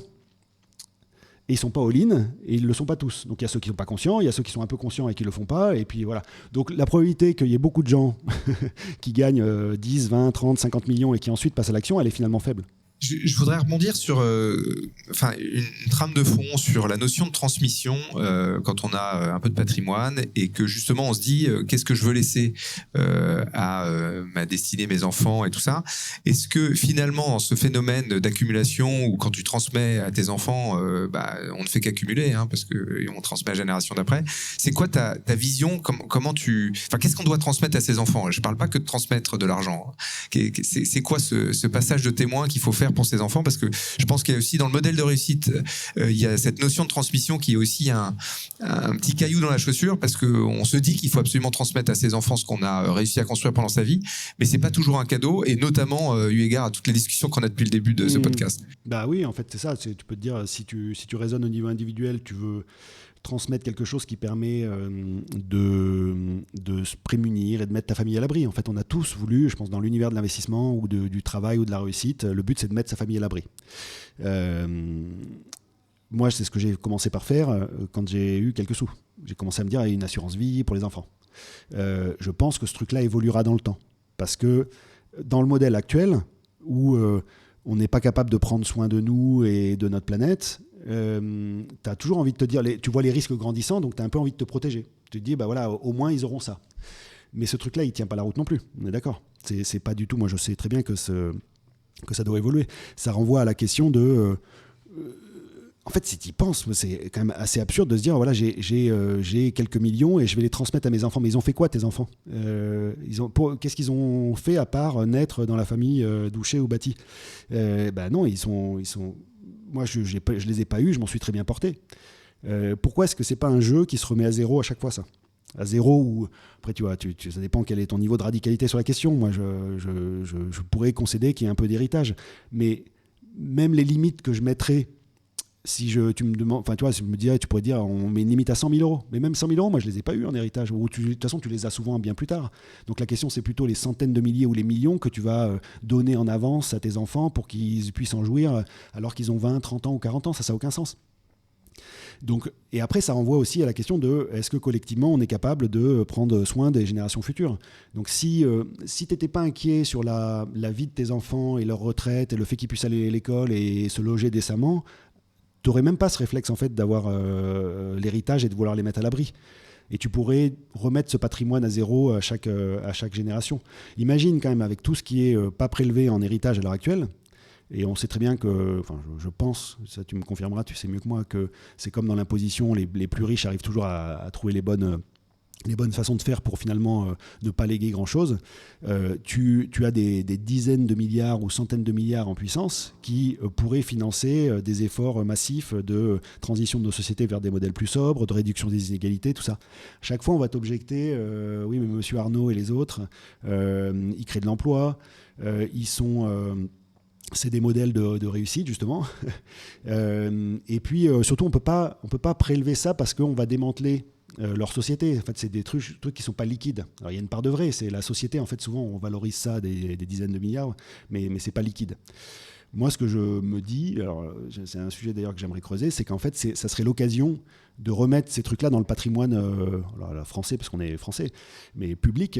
C'est que tu pourrais très bien te dire que cet héritage-là, il est, en génération suivante, la société est toujours contrôlée par la famille, parce que finalement, c'est un business qui peut-être a été créé par une famille, mais que parce que la partie qui revient à l'héritage majoritaire, j'espère, et a vocation à être finalement à ne plus appartenir à la famille, tu la mets dans un fonds de dotation qui fait que en fait, ça devient un commun. Fondamentalement, ça n'appartient plus. Ça devient un commun. Ça peut être piloté par la famille parce que tu veux peut-être pas casser le truc et tu veux peut-être leur permettre de développer, mais progressivement, cette famille-là, après une génération ou deux générations, elle pilote sa société qu'elle avait peut-être effectivement créée. Bon, après, on peut aussi s'interroger sur la légitimité que le successeur du directeur général ou du PDG soit le fils ou la fille du DG. Ça, tu sais, c'est aussi une vision un peu archaïque du truc. Mais comme ça, tu pourrais avoir des fonds de dotation qui de plus en plus deviennent puissants et tu recrées des communs. Et puis du coup ça permet de se poser des bonnes questions parce que tu es un peu moins motivé par l'argent à la fin. Mais donc je pense qu'on s'invente quand même beaucoup d'excuses pour se dire qu'on ne peut pas aller remettre à zéro ses patrimoines. Et effectivement, je crois que Jean-Philippe connaît mieux l'histoire que moi. C'est quelque chose qui n'est jamais vraiment arrivé dans l'histoire de nos sociétés, ce que je raconte là. Mais dans l'absolu, ce serait souhaitable. Écoute, merci. Moi, ce que je trouve très positif dans l'échange initié sur ce podcast avec toi, Marc, c'est que, alors qu'on pourrait penser, et on lit de temps en temps, que parfois l'éco-responsabilité, le fait de devenir impact peut être évoqué par certains comme un problème de riche. Et du coup, grand enjeu, parce que si c'est un problème de riche, ça veut dire qu'il y en a peu qui l'identifient parce qu'il y a peu de monde sur la planète mécaniquement qui sont riches et que du coup, il y a un problème de résolution parce que s'il y en a peu qui l'identifient et peu qui ont peur, il y en a peu qui vont se battre pour éviter de tomber d'aller contre le mur, quoi. Toi, tu dis, finalement, c'est un problème qui évidemment touche tout le monde et qui en plus peut se résoudre avec la sobriété, ça coûte moins cher. Donc, la prise de conscience, plus elle avance et ça concerne tout le monde, plus. Il n'y a pas l'obstacle financier qui est celui qu'on pourrait supputer comme étant le déclencheur, c'est-à-dire quand je suis riche, je me pose des questions et en fait, avant, je vis, je fais mon bonhomme de chemin et puis. Donc, je trouve ça très positif et je crois que on va pouvoir faire la transition avec le troisième interlocuteur, le deuxième interlocuteur qui est Jean-Philippe.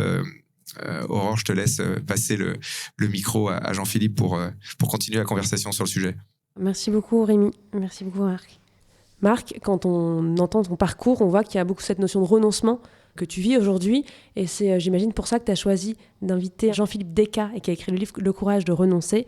Bonjour Jean-Philippe, merci d'être avec nous aujourd'hui. Bonjour Aurore, merci pour l'invitation. Alors, tu connais Marc depuis quelques années maintenant. Comment vous vous êtes rencontrés ? On s'est rencontrés en fait parce que j'ai un podcast moi aussi qui s'appelle Oser, O-Z-E accent aigu, et en fait dans lequel je faisais des interviews de personnes diplômées de grandes écoles qui avaient opéré une bifurcation professionnelle pour s'engager dans des métiers à impact social ou environnemental. Et il y a plusieurs personnes que j'avais interviewées dans le podcast qui m'ont recommandé vers Marc en me disant il faut absolument que tu discutes avec Marc Batty, c'est incroyable ce qu'il a fait. Et du coup c'est comme ça qu'on s'est rencontrés. Ok, et donc ce podcast Oser, en quoi ça consiste ? Alors c'est né en fait en 2020 d'une réflexion personnelle puisque je suis moi-même issu des grandes écoles, j'ai été diplômé d'HEC en 2010 et je me posais à ce moment-là, après 10 ans en tant qu'entrepreneur dans la tech, donc un peu comme Marc, du sens que je voulais donner à ma vie et notamment par rapport à la question du mur climatique que je m'étais pris, la prise de conscience en fait de l'urgence écologique. Et du coup par rapport à ça, je me suis dit mais comment font en fait les personnes qui sont issues de mon milieu social, qui ont fait des études similaires, qui sont dans des positions privilégiées, confortables par rapport à leur niveau de vie, leurs revenus, etc., pour changer de vie, pour opérer cette bifurcation et vers quoi en fait ils se dirigent. Et du coup, j'ai commencé à interviewer ce genre de personnes pour, moi, en fait, me nourrir personnellement et je l'ai fait sous la forme d'un podcast puisque je me suis dit que ça peut être utile à d'autres personnes. Donc ça fait combien de temps du coup que le podcast existe ? Ça va faire 4 ans. 4 ans. Ok, combien d'invités ? Un peu plus de 130. Belle productivité. Oui, au début, il y avait pas mal d'épisodes. J'avais vraiment en fait, je faisais que ça et j'avais une soif vraiment d'accumuler les parcours pour essayer de comprendre un petit peu les enjeux, les similitudes, de voir un petit peu aussi quelles étaient les logiques sous-jacentes en fait de ces personnes-là, si on pouvait finalement trouver quelques grandes tendances. Ok, et il me semble que c'est sur cette base-là que tu as écrit ton livre « Le courage de renoncer ». Est-ce que justement dans ce livre, tu as réussi à développer certaines de ces ressemblances que tu peux avoir dans les parcours ? Est-ce que tu peux nous en parler ? Ouais, c'est exactement ça. En fait, c'était pas du tout prévu d'écrire un livre, sauf qu'après une centaine d'épisodes et d'interviews, je me suis rendu compte que voilà, il y avait quand même pas mal de choses qui se recoupaient, et notamment puisque j'utilisais le même guide d'entretien en fait pour les personnes, donc ça a facilité effectivement l'analyse. Et j'avais 3 grandes parties dans le podcast qui étaient en fait déjà pourquoi est-ce que vous avez décidé de bifurquer, c'est quoi le déclic, les déclics, votre parcours, ensuite quels ont été les freins, et enfin qu'est-ce que vous faites aujourd'hui, comment ça se passe, etc. Et j'ai un petit peu repris ça dans le livre en ajoutant moi mon expérience personnelle, mon propre parcours, et aussi beaucoup en fait de sciences sociales et humaines pour essayer de regarder ça sous un angle, alors pas sociologique, ce serait beaucoup dire, mais voilà, avec un petit peu plus de théorie derrière. Et du coup, le livre se construit de cette manière. La première partie qui est en fait pourquoi est-ce que donc les gens diplômés de grandes écoles, âgés de 25 à 65 ans, décident à un moment donné d'opérer une bifurcation professionnelle pour s'engager vers des métiers à impact social ou écologique. Qu'est-ce qui l'émeut ? Et alors, qu'est-ce qui l'émeut ? Qu'est-ce qui l'émeut ? Beaucoup de choses très différentes en fait. Ça peut être une prise de conscience écologique, ça peut être un mal-être, un burn-out, un bore-out, donc une crise de sens, etc. Ce qu'on repère dans les parcours et qui est vraiment assez similaire à chaque fois, c'est cette idée de rupture. À un moment donné, une certaine discontinuité dans le parcours qui va favoriser le passage à l'acte. Et du coup, il n'y a pas vraiment 2 déclics, c'est plus une accumulation de petites choses qui, au fur et à mesure du temps, vont faire que, y a un moment donné, c'en est trop. C'est un peu comme l'eau qui bout. J'aime bien cette métaphore de Ben Assayag qui dit, voilà, l'eau, elle bout à 100 degrés, mais pour atteindre 100 degrés, il a fallu qu'elle chauffe jusqu'à 100 degrés. Donc c'est un petit peu ce même processus, je trouve, qui est à l'œuvre chez ces personnes qui décident de bouger. Mais souvent, en fait, on sent que le déclic est favorisé par une rupture dans le chemin de vie. Alors ça peut être le fait, par exemple, de partir à l'étranger, comme ça a été le cas pour Marc, par exemple, ou de lire un rapport, etc. Mais quand on est, j'allais dire, dans le même train de vie, quand il n'y en a pas forcément un choc qui se produit, c'est très difficile en fait pour les gens de changer. Alors après, parfois ce choc est très brutal, hein. Ça peut être une maladie, un accident, un burn-out. C'est souvent le cas d'ailleurs, hein. La plupart du temps, on se rend compte que les gens vont vraiment prendre le mur avant de se décider à bouger, ce qui est pas porteur de beaucoup d'espoir, mais bon voilà, c'est l'analyse froide que j'ai pu en faire. Et puis après, se mettre en mouvement. Mais après, se mettre en mouvement, ça ne veut pas dire forcément agir dans ce qui est de l'ordre de l'utilité sociale ou écologique. C'est ça que j'ai pu aussi voir, c'est que derrière, en fait, il n'y a pas un frein, mais il y a de nombreux freins, et tout le parcours de vie est semé d'embûches. Et quand on vient de milieux très privilégiés, de grandes écoles, qu'on peut avoir aussi un certain âge, une certaine assise dans la société, qu'on fréquente certains cercles, c'est très difficile en fait de ne pas prendre les portes de déni, comme je les appelle, qui se présentent à nous pour finalement rester dans sa position assez privilégiée et ne pas en fait bifurquer réellement. C'est quoi les principales portes de déni ? Alors, il n'y a pas forcément de porte principale de déni, mais c'est, en fait, comment vous dire, c'est, si on prend un exemple, celui de Marc, par exemple, des portes, au lieu de faire ferme en vie, par exemple, il aurait pu se dire, je vais faire de la data pour continuer en fait dans la tech, pour faire de la tech for good, par exemple, en se disant, non, on va faire de l'innovation technologique et assez solutionniste pour finalement garder ce métier à impact. Et ça marche pas ?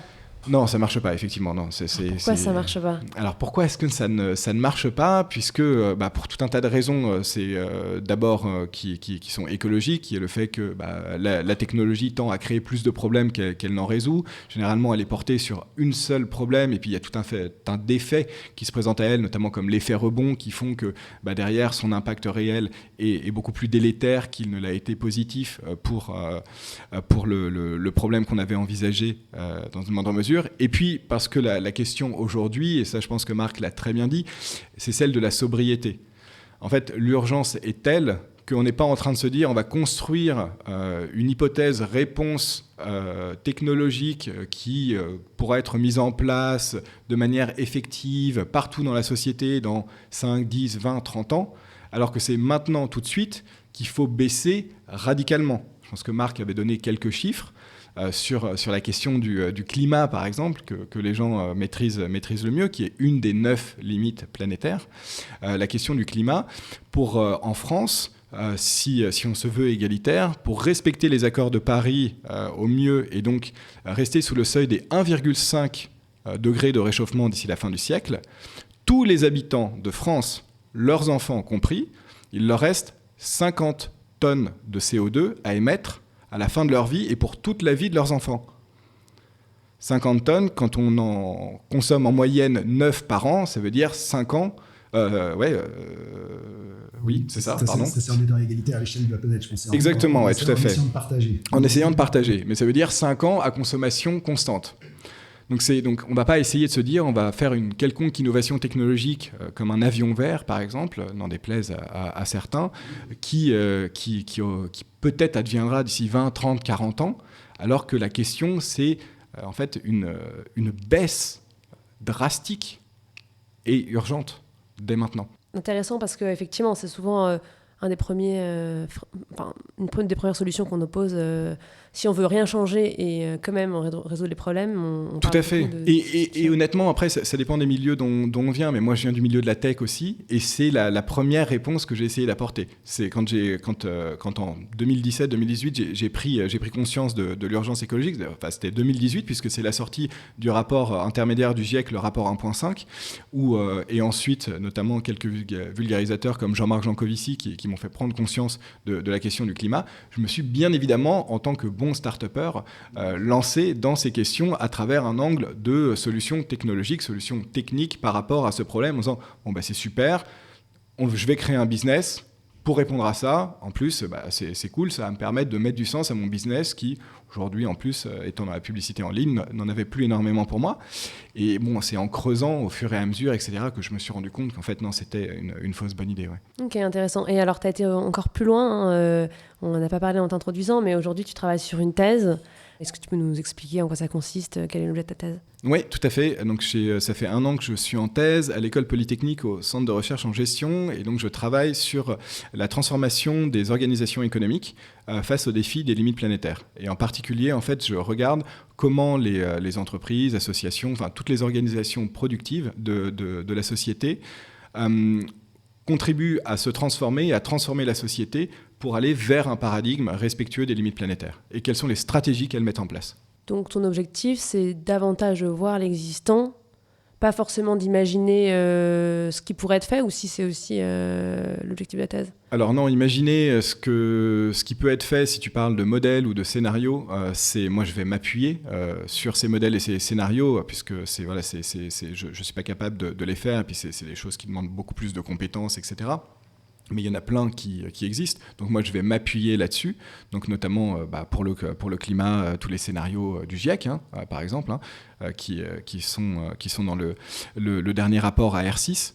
Et donc il y en a plein qui prennent différentes hypothèses de départ, mais qui nous permettent en fait de nous projeter un petit peu dans ce que ça veut dire respecter cette limite planétaire-là, puisqu'après il y en a 8 autres aussi à respecter. Tu peux peut-être les citer juste rapidement. Ouais, alors sur les limites planétaires, donc il y a le réchauffement climatique, il y a l'érosion de la biodiversité, donc qui est en gros la disparition de tout ce qui est vivant sur Terre.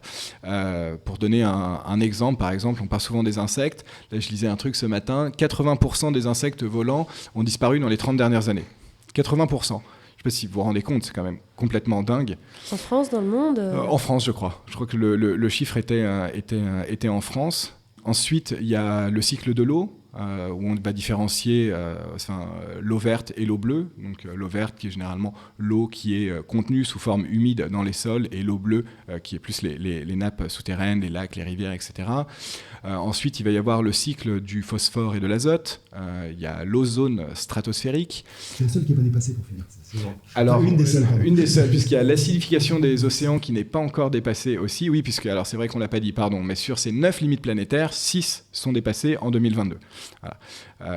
Et effectivement, l'ozone stratosphérique, donc, qui sert un petit peu de modèle, puisque les plus vieux d'entre nous peut-être s'en souviennent, il y a eu le trou dans la couche d'ozone à une époque qui était notamment provoqué par tous ces gaz fluorés que l'on émettait, et où on a réussi à travers un consensus en fait à finalement arrêter l'utilisation de ces substances pour arrêter la déplétion de la couche d'ozone. Donc ça a fonctionné. Bon, il s'avère que c'est un bel exemple, mais qu'on peut quand même relativiser, puisque finalement on a juste remplacé l'usage de ces substances par d'autres qui étaient moins nocives pour la couche d'ozone, mais on n'a pas eu à repenser un quelconque modèle de fonctionnement. Or, c'est marrant parce qu'on avait eu peur à l'époque. Moi je me rappelle avoir eu très peur, c'est-à-dire que nos politiques, tout le monde a eu peur, et on a quand même trouvé une solution à l'époque. Sur un truc, et pourquoi est-ce qu'on n'a pas aussi peur aujourd'hui? Alors, oui, tout à fait. On parle de tous les autres sont en fait de cet ordre de grandeur ou pire. Donc sur les 9 limites, il y en a donc 6 voire 7 dépassées. Celle-là ne l'est pas. Et pourtant, ce truc-là nous avait fait super peur. Oui, tout à fait. Oui, c'est vrai. C'est vrai que je me souviens, dans les années 90, c'était un vrai sujet, hein, le trou dans la couche d'ozone. Moi, j'étais enfant, voilà, je suis né en 86, mais c'est vrai que ça faisait partie des angoisses. Alors, bon, j'en ai oublié quelques-unes à des limites planétaires, mais il y a aussi, par exemple, les nouvelles entités, donc c'est-à-dire toutes les nouvelles substances qui rentrent, en fait, dans le système Terre et qui ont des impacts nocifs. On peut citer les plastiques, par exemple. Alors cette limite n'est pas quantifiée, mais elle est considérée comme dépassée. Voilà, je vais pas rentrer dans le détail de toutes, mais la situation est bien évidemment absolument catastrophique pour l'état du système Terre. Et je dis catastrophique au sens où, en plus, juste rajouter un mot là-dessus, et pourquoi ça résonne aussi avec la question de la réponse technique ou technologique, c'est parce qu'en fait, ces dégâts sont irréversibles. Très souvent, pour une partie d'entre eux, quand on se pose la question notamment du changement climatique et notamment de la réponse technologique à apporter, que ce soit à travers des solutions de capture ou de la forestation, de la reforestation, etc., on se dit, bon, certes, on est en train effectivement de concentrer de plus en plus de CO2 qui va réchauffer de plus en plus le climat. Mais c'est pas grave, parce que d'ici 30-40 ans, on aura des solutions qui nous permettent potentiellement de capturer, d'aspirer ce CO2 dans l'atmosphère, et ça ira. Mais en fait, non. Ça ira pas. Pourquoi ? Parce que en fait, le dépassement des seuils du climat, et les scientifiques estiment que notamment à partir d'un réchauffement de plus de 1,5 degré par rapport à l'ère pré-industrielle, on commence à rentrer en fait dans des processus de point de bascule du climat qui en fait vont complètement déséquilibrer la manière dont le climat s'organise sur Terre. Et c'est-à-dire qu'en fait on ne contrôle absolument plus rien, c'est-à-dire que ça devient incertain par rapport à là où on va. Et incertain dans le monde scientifique, c'est pas cool, hein. Ça ne veut pas dire est-ce que c'est un peu positif ou ou est-ce que c'est un peu négatif. Ça veut dire à quel point c'est négatif. Et en fait, on rentre dans ce système-là, qui veut dire que même si derrière, on était en capacité d'aspirer même tout le CO2 à la fin du siècle qui est compris dans l'atmosphère, alors certes, ça refroidirait vraisemblablement le climat, mais pour, par exemple, la fonte des glaces, pour le Gulf Stream, pour tout un tas en fait, de points de bascule du climat, il serait déjà trop tard. Et ça n'empêcherait pas en fait, l'élévation du niveau des mers sur des centaines d'années, etc. Donc en fait, il faut bien comprendre que nos actions aujourd'hui, elles sont irréversibles par rapport à là où va le climat. Typiquement, moi j'aime bien parler du plastique aussi pour comprendre la notion d'irréversibilité. Aujourd'hui, quand on pense au plastique, on a des images parfois de pollution de plage avec des gros déchets plastiques, ou alors de cet énorme continent de plastique que l'on a souvent vu en images. Bon, il faut bien prendre conscience que ce plastique-là, c'est moins de 1% de tout le plastique qu'il y a dans les océans. Moins de 1%. 99% du plastique qu'il y a dans l'océan, il est sous forme de micro et de nanoplastiques dans la mer, et on ne le récupérera jamais. Il n'y a pas de manière de le récupérer. C'est pas possible. Et il est là pour l'éternité. Enfin, à notre échelle de vie et à l'échelle de vie de nos enfants. Donc il faut bien comprendre aussi que la question, elle se pose pas d'une manière à oui, c'est pas très très bien, c'est vrai, mais on peut un peu décaler. Non. En fait, nos actes sont irréversibles. Et aujourd'hui, ça, c'est en dehors du climat, c'est un des facteurs les plus importants de cause de maladies auto-immunes, de cancers, d'incapacité à procréer aussi pour une grande partie des êtres humains aujourd'hui, ou de difficultés dans la procréation. Le niveau de spermatozoïdes, dans la concentration du sperme chez les hommes a été divisé par 2 en 50 ans. Bon, c'est quand même un petit peu inquiétant et c'est pas en train de s'améliorer. Donc voilà, juste pour dire que tous ces facteurs nous posent vraiment la question aujourd'hui de comment est-ce qu'on arrête en fait d'émettre toutes ces pollutions, qu'elles soient plastiques, qu'elles soient à travers des métaux, qu'elles soient à travers certains gaz, etc. Et non pas comment on se pose la question de demain potentiellement les récupérer. Non, c'est comment est-ce qu'aujourd'hui on arrête très clairement de les produire et de les consommer.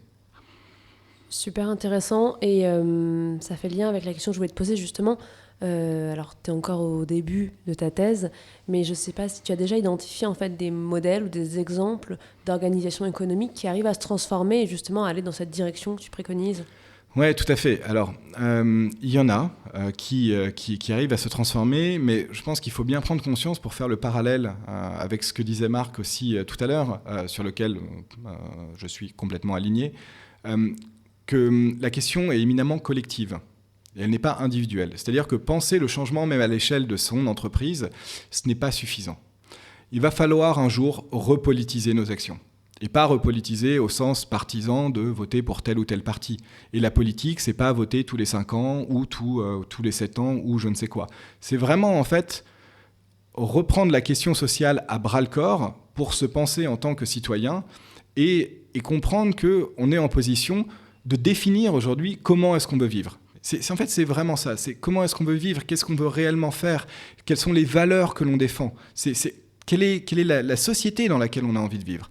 Et ça, en fait, on ne peut pas la mettre au placard une fois qu'on rentre dans son entreprise en se posant la question « Ah non, mais maintenant, là, je suis acheteur en informatique. Du coup, je ne me pose pas la question de savoir quel est l'impact de ce que je fais ou non. Ah bah non, là, finalement, je suis acheteur-consommateur, donc je vais juste comparer les prix, etc. » En fait, c'est pas possible. On n'est pas schizophrène, en fait. Et à un moment donné, il faut se penser comme un tout et penser l'action collective, parce qu'en dehors du collectif, en fait, les modalités d'action sont très faibles. Alors, genre, ah oui, non mais d'accord, on peut rien faire. Il n'y a pas de réponse, il n'y a pas de solution. Vous êtes frustrant. C'est souvent ce qu'on me dit. Frustrant, oui et non, parce qu'en fait, on a l'habitude de se penser à travers des solutions très rapides à mettre en place, tout seul, comme si on était en autonomie. Mais on n'est pas en autonomie, et on n'a jamais été en autonomie. Le fait de vivre en tant qu'être humain implique d'être dans un collectif social. On est dépendant des uns des autres. Il va bien falloir le comprendre, ça. On est complètement dépendant des uns des autres et il faut vivre en collectif et mener ces actions collectives. Donc, qu'est-ce que ça veut dire dans le cadre des entreprises ? Ça veut dire se regrouper aussi avec d'autres entreprises pour faire pression, pour mener du lobbying, pour faire changer les lois, pour faire changer les règles, pour faire changer les pratiques ensemble, parce qu'on est toujours mu à travers des écosystèmes, des chaînes de valeur qui nous bloquent. Il faut qu'on avance de pair. Alors oui, c'est plus long, oui, c'est plus fatigant, mais il n'y a que comme ça qu'on arrivera réellement à changer de modèle. Et tu as des entreprises qui se regroupent pour inciter l'État à être plus coercitif complètement sur les lois. D'accord, parce qu'on a plutôt, autant on sait qu'elles se regroupent pour faire du lobbying, pour avoir justement plus de liberté dans leur action. Tu as des exemples concrets du coup? Oui, tout à fait. Alors en fait, c'est ça qui est un petit peu frustrant aussi, c'est que très souvent, quand on entend entreprise, on a l'impression de penser MEDEF ou CAC 40. Bon, enfin, le CAC 40, ça représente rien à l'échelle des entreprises. Hein. Les entreprises en France, presque 90%, c'est des PME, TPE. Enfin, c'est vraiment c'est ça en fait les entreprises en France. Et elles sont pas dans une poursuite de profit effréné ou d'évasion fiscale. Elles peuvent pas se le permettre de toute manière. Donc elles payent leurs impôts et elles morflent. Donc c'est déjà recadrer un petit peu ça. Le CAC 40, c'est vraiment une anomalie en fait. Et ces entreprises, bon, je suis désolé de le dire, mais il n'y a pas grand-chose à faire pour elles qu'à part les démanteler en fait. Hein. Elles ne devraient pas exister. Point. C'est des tailles comme ça, des prédations telles, c'est pas possible. Donc la question est vraiment de se poser la question comment les entreprises qui ont du sens, qui répondent à un vrai besoin, qui ont une utilité, un intérêt général et qui existent sur les territoires, comment est-ce qu'elles peuvent se regrouper pour agir et effectivement faire du lobbying. Alors un exemple, tu me demandais, il y en a un, c'est En Mode Climat par exemple, qui me vient à l'esprit, qui est un regroupement en fait d'entreprises du textile, qui décident, comme 1083 ou Loom par exemple, qui en font partie, qui décident en fait d'essayer de faire autrement des vêtements, de manière plus éthique, de manière plus écologique, etc. et qui sont regroupés dans un collectif pour faire du lobbying, faire pression, faire changer la loi. Et c'est super, mais c'est vrai que aujourd'hui, en termes de rapport de force, ils sont aussi très réduits, puisque en termes de moyens financiers, capacité d'écoute, etc., par rapport à un Shine, donc grosse marque chinoise, à qui on ouvre les portes, bras ouverts, alors que j'ai plus les chiffres en tête, mais c'est complètement délirant. Je crois que la moitié des vêtements est portée une fois. Enfin, c'est complètement dingue. Et du coup, en fait, eux vont devoir rentrer dans un rapport de force qui est aussi financier par rapport à leur capacité d'écoute, etc., à travers en fait, des entreprises comme ça. Le fond du problème, en fait, à chaque fois qu'on remonte, etc., c'est aussi la manière dont on pense la politique de manière générale dans nos sociétés. Il n'y a pas qu'en France. Et notamment le fait qu'on ait des représentants qui sont élus une fois tous les 5 ans avec la capacité de faire à peu près ce qu'ils veulent pendant leur mandat, puisqu'on n'a pas le droit ensuite de venir les retoquer, et qui sont la plupart du temps issus de certaines classes, de certains milieux très privilégiés, très bourgeois, avec certaines visions du monde. Ils ne sont pas très représentatifs de ce qu'est réellement en fait, la France, et qui, malgré eux, ou de manière cynique, vont représenter uniquement les intérêts de certains. Bon, enfin, c'est rien de nouveau. Déjà, en fait, au 19e siècle, Marx parlait de la bond holding class par rapport à la société, à savoir en fait ceux qui détiennent le capital, qui sont en capacité en fait de mettre au pouvoir leurs représentants, qui, par leur appartenance, leur proximité sociale, culturelle et économique, vont aller dans leurs intérêts. Donc je pense qu'il y a aussi un très très fort besoin, et enfin je ne me fais que le perroquet en fait de nombreux chercheurs et de nombreux travaux sur le sujet, de remettre une démocratie réelle au sein de la manière dont on conçoit la politique. Et quand on le fait, les rares fois où on l'a fait, à des échelles nationales, comme avec la Convention citoyenne pour le climat, par exemple, on se rend compte que ça change tout. Que lorsque l'on fait venir des citoyens représentatifs, qu'on les fait écouter des experts, des chercheurs sur des sujets, et qu'on leur demande de travailler sur des propositions d'intérêt général, eh bien, les propositions qui sortent sont complètement différentes de ce que nous proposent finalement aujourd'hui nos représentants. Si je comprends bien, tu es quand même intimement lié avec des questions sociales et politiques, tous ces sujets d'investissement. Est-ce que tu trouves que aujourd'hui les personnes qui ont de l'argent, par exemple, sont suffisamment formées sur ces questions politiques ou sociales ? Non. Ou est-ce que c'est finalement pas là aussi le problème ?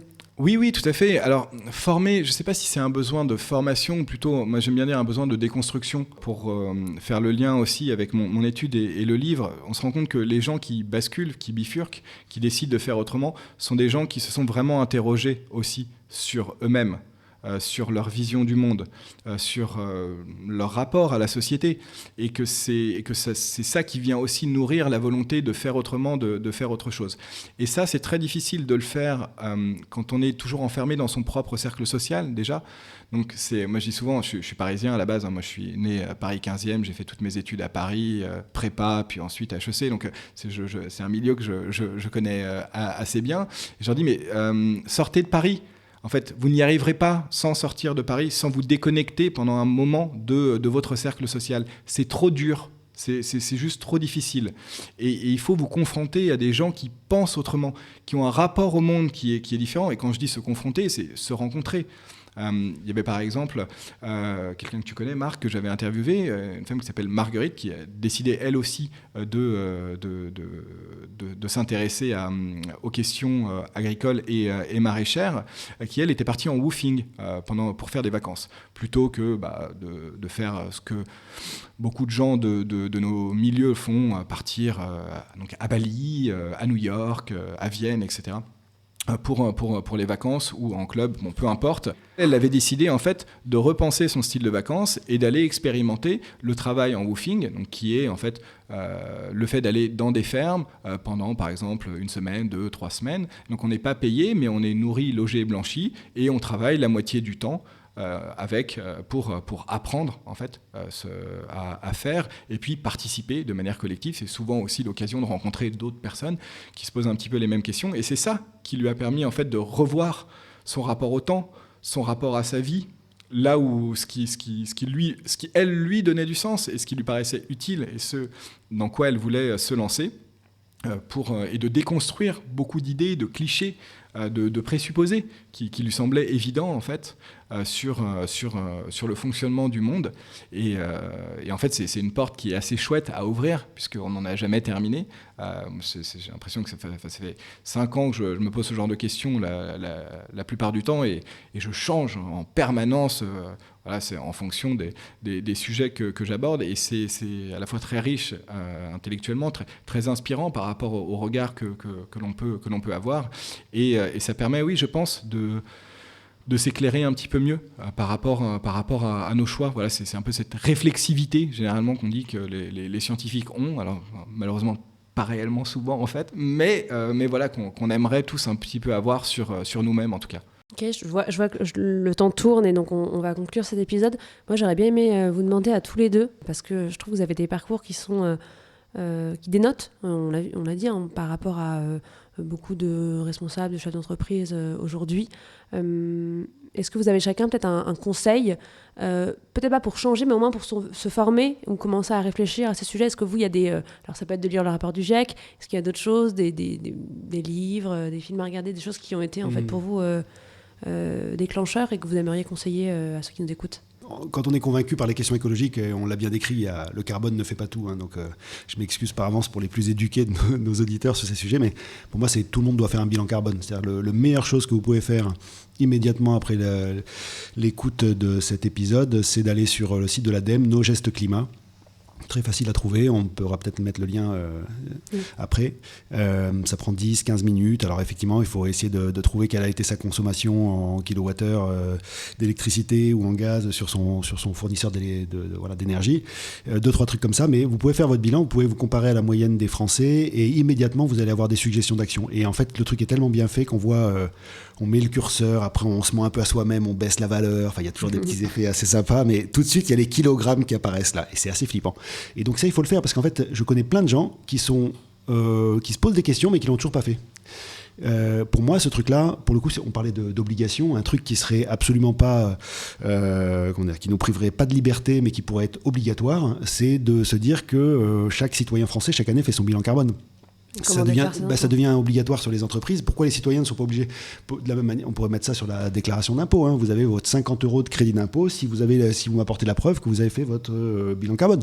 Truc très con, mais le gain serait tellement énorme. Parce qu'en fait, là, tu donnais l'exemple de Marguerite.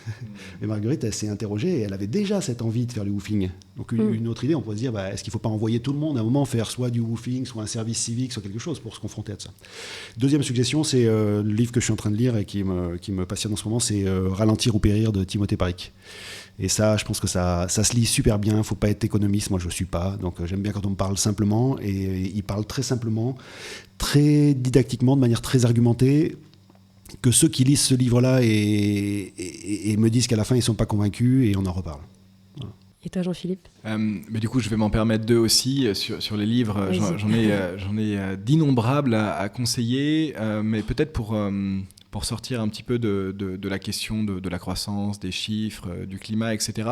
Un livre qui, moi, m'a beaucoup marqué ces dernières années, c'est Terre et liberté de Aurélien Berland, qui est philosophe, et qui est vraiment en fait un regard historique et philosophique sur le concept de liberté.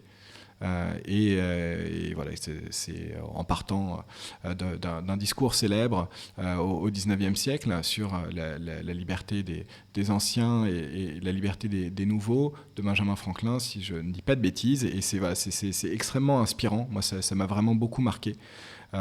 Ce livre. Et après, du coup, quelque chose à faire, si je suis aussi la typologie de Marc, moi, ça serait en fait de repenser peut-être un moment, ses vacances ou un week-end, juste en se disant, cette fois, je vais le faire à vélo. On a la chance en France de disposer d'énormément de pistes cyclables et de voies vertes. Et en fait, c'est vraiment extrêmement facile en famille de le faire. Moi, je le fais en famille. Je suis vraiment un fan absolu du voyage en vélo. Et je pense que déjà, pour essayer de changer son rapport au monde, son rapport aux autres aussi, et se confronter un peu à la topographie du territoire, à la capacité de rencontre, à l'inconnu aussi, puisque quand on est à vélo, on ne va pas forcément très vite, et puis il n'y a rien qui nous protège, donc on a cette capacité à interagir avec les autres qui nous entourent, à faire ces rencontres, à discuter, etc. Voilà, je me dis que c'est intéressant déjà d'essayer de repenser son imaginaire et ses rencontres, voilà, en ralentissant un petit peu, mais à vélo et de manière tout à fait agréable. Et super, merci pour ces 4 conseils à tous les deux. Merci à toi Rémi aussi. Et puis à très vite. Voilà, Just Focus, c'est fini pour aujourd'hui. Un grand merci à Sapiens qui a permis sa réalisation. En quelques mots, Sapiens est un family office augmenté qui permet à des investisseurs d'accéder à des services financiers très haut de gamme et dont l'accès est facilité par le digital. Concrètement, cela signifie que vous pouvez créer un compte sur sapiens.com et accéder à des solutions d'investissement triées sur le volet private equity, dette privée, marché financier, immobilier, etc. Mais aussi bénéficier d'un accompagnement individuel avec un family officer qui vous aide à structurer votre patrimoine et vous conseille dans le choix de vos investissements. Bref, je vous invite à y faire un tour à l'occasion. Il y a plein de ressources de formation sur les sujets financiers et même la possibilité de réaliser en autonomie un bilan patrimonial gratuit pour déterminer votre allocation idéale. Vous l'aurez compris, le soutien de Sapiens est ultra précieux pour notre podcast, mais ce n'est pas le seul. C'est aussi et c'est même surtout le vôtre qui compte. Si cet épisode vous a plu et que vous souhaitez le soutenir, il existe donc plusieurs manières de le faire aussi. Parlez-en et partagez-le autour de vous largement. Mettez-lui un avis ou un commentaire 5 étoiles et surtout, abonnez-vous pour ne pas manquer les prochains épisodes. À très vite.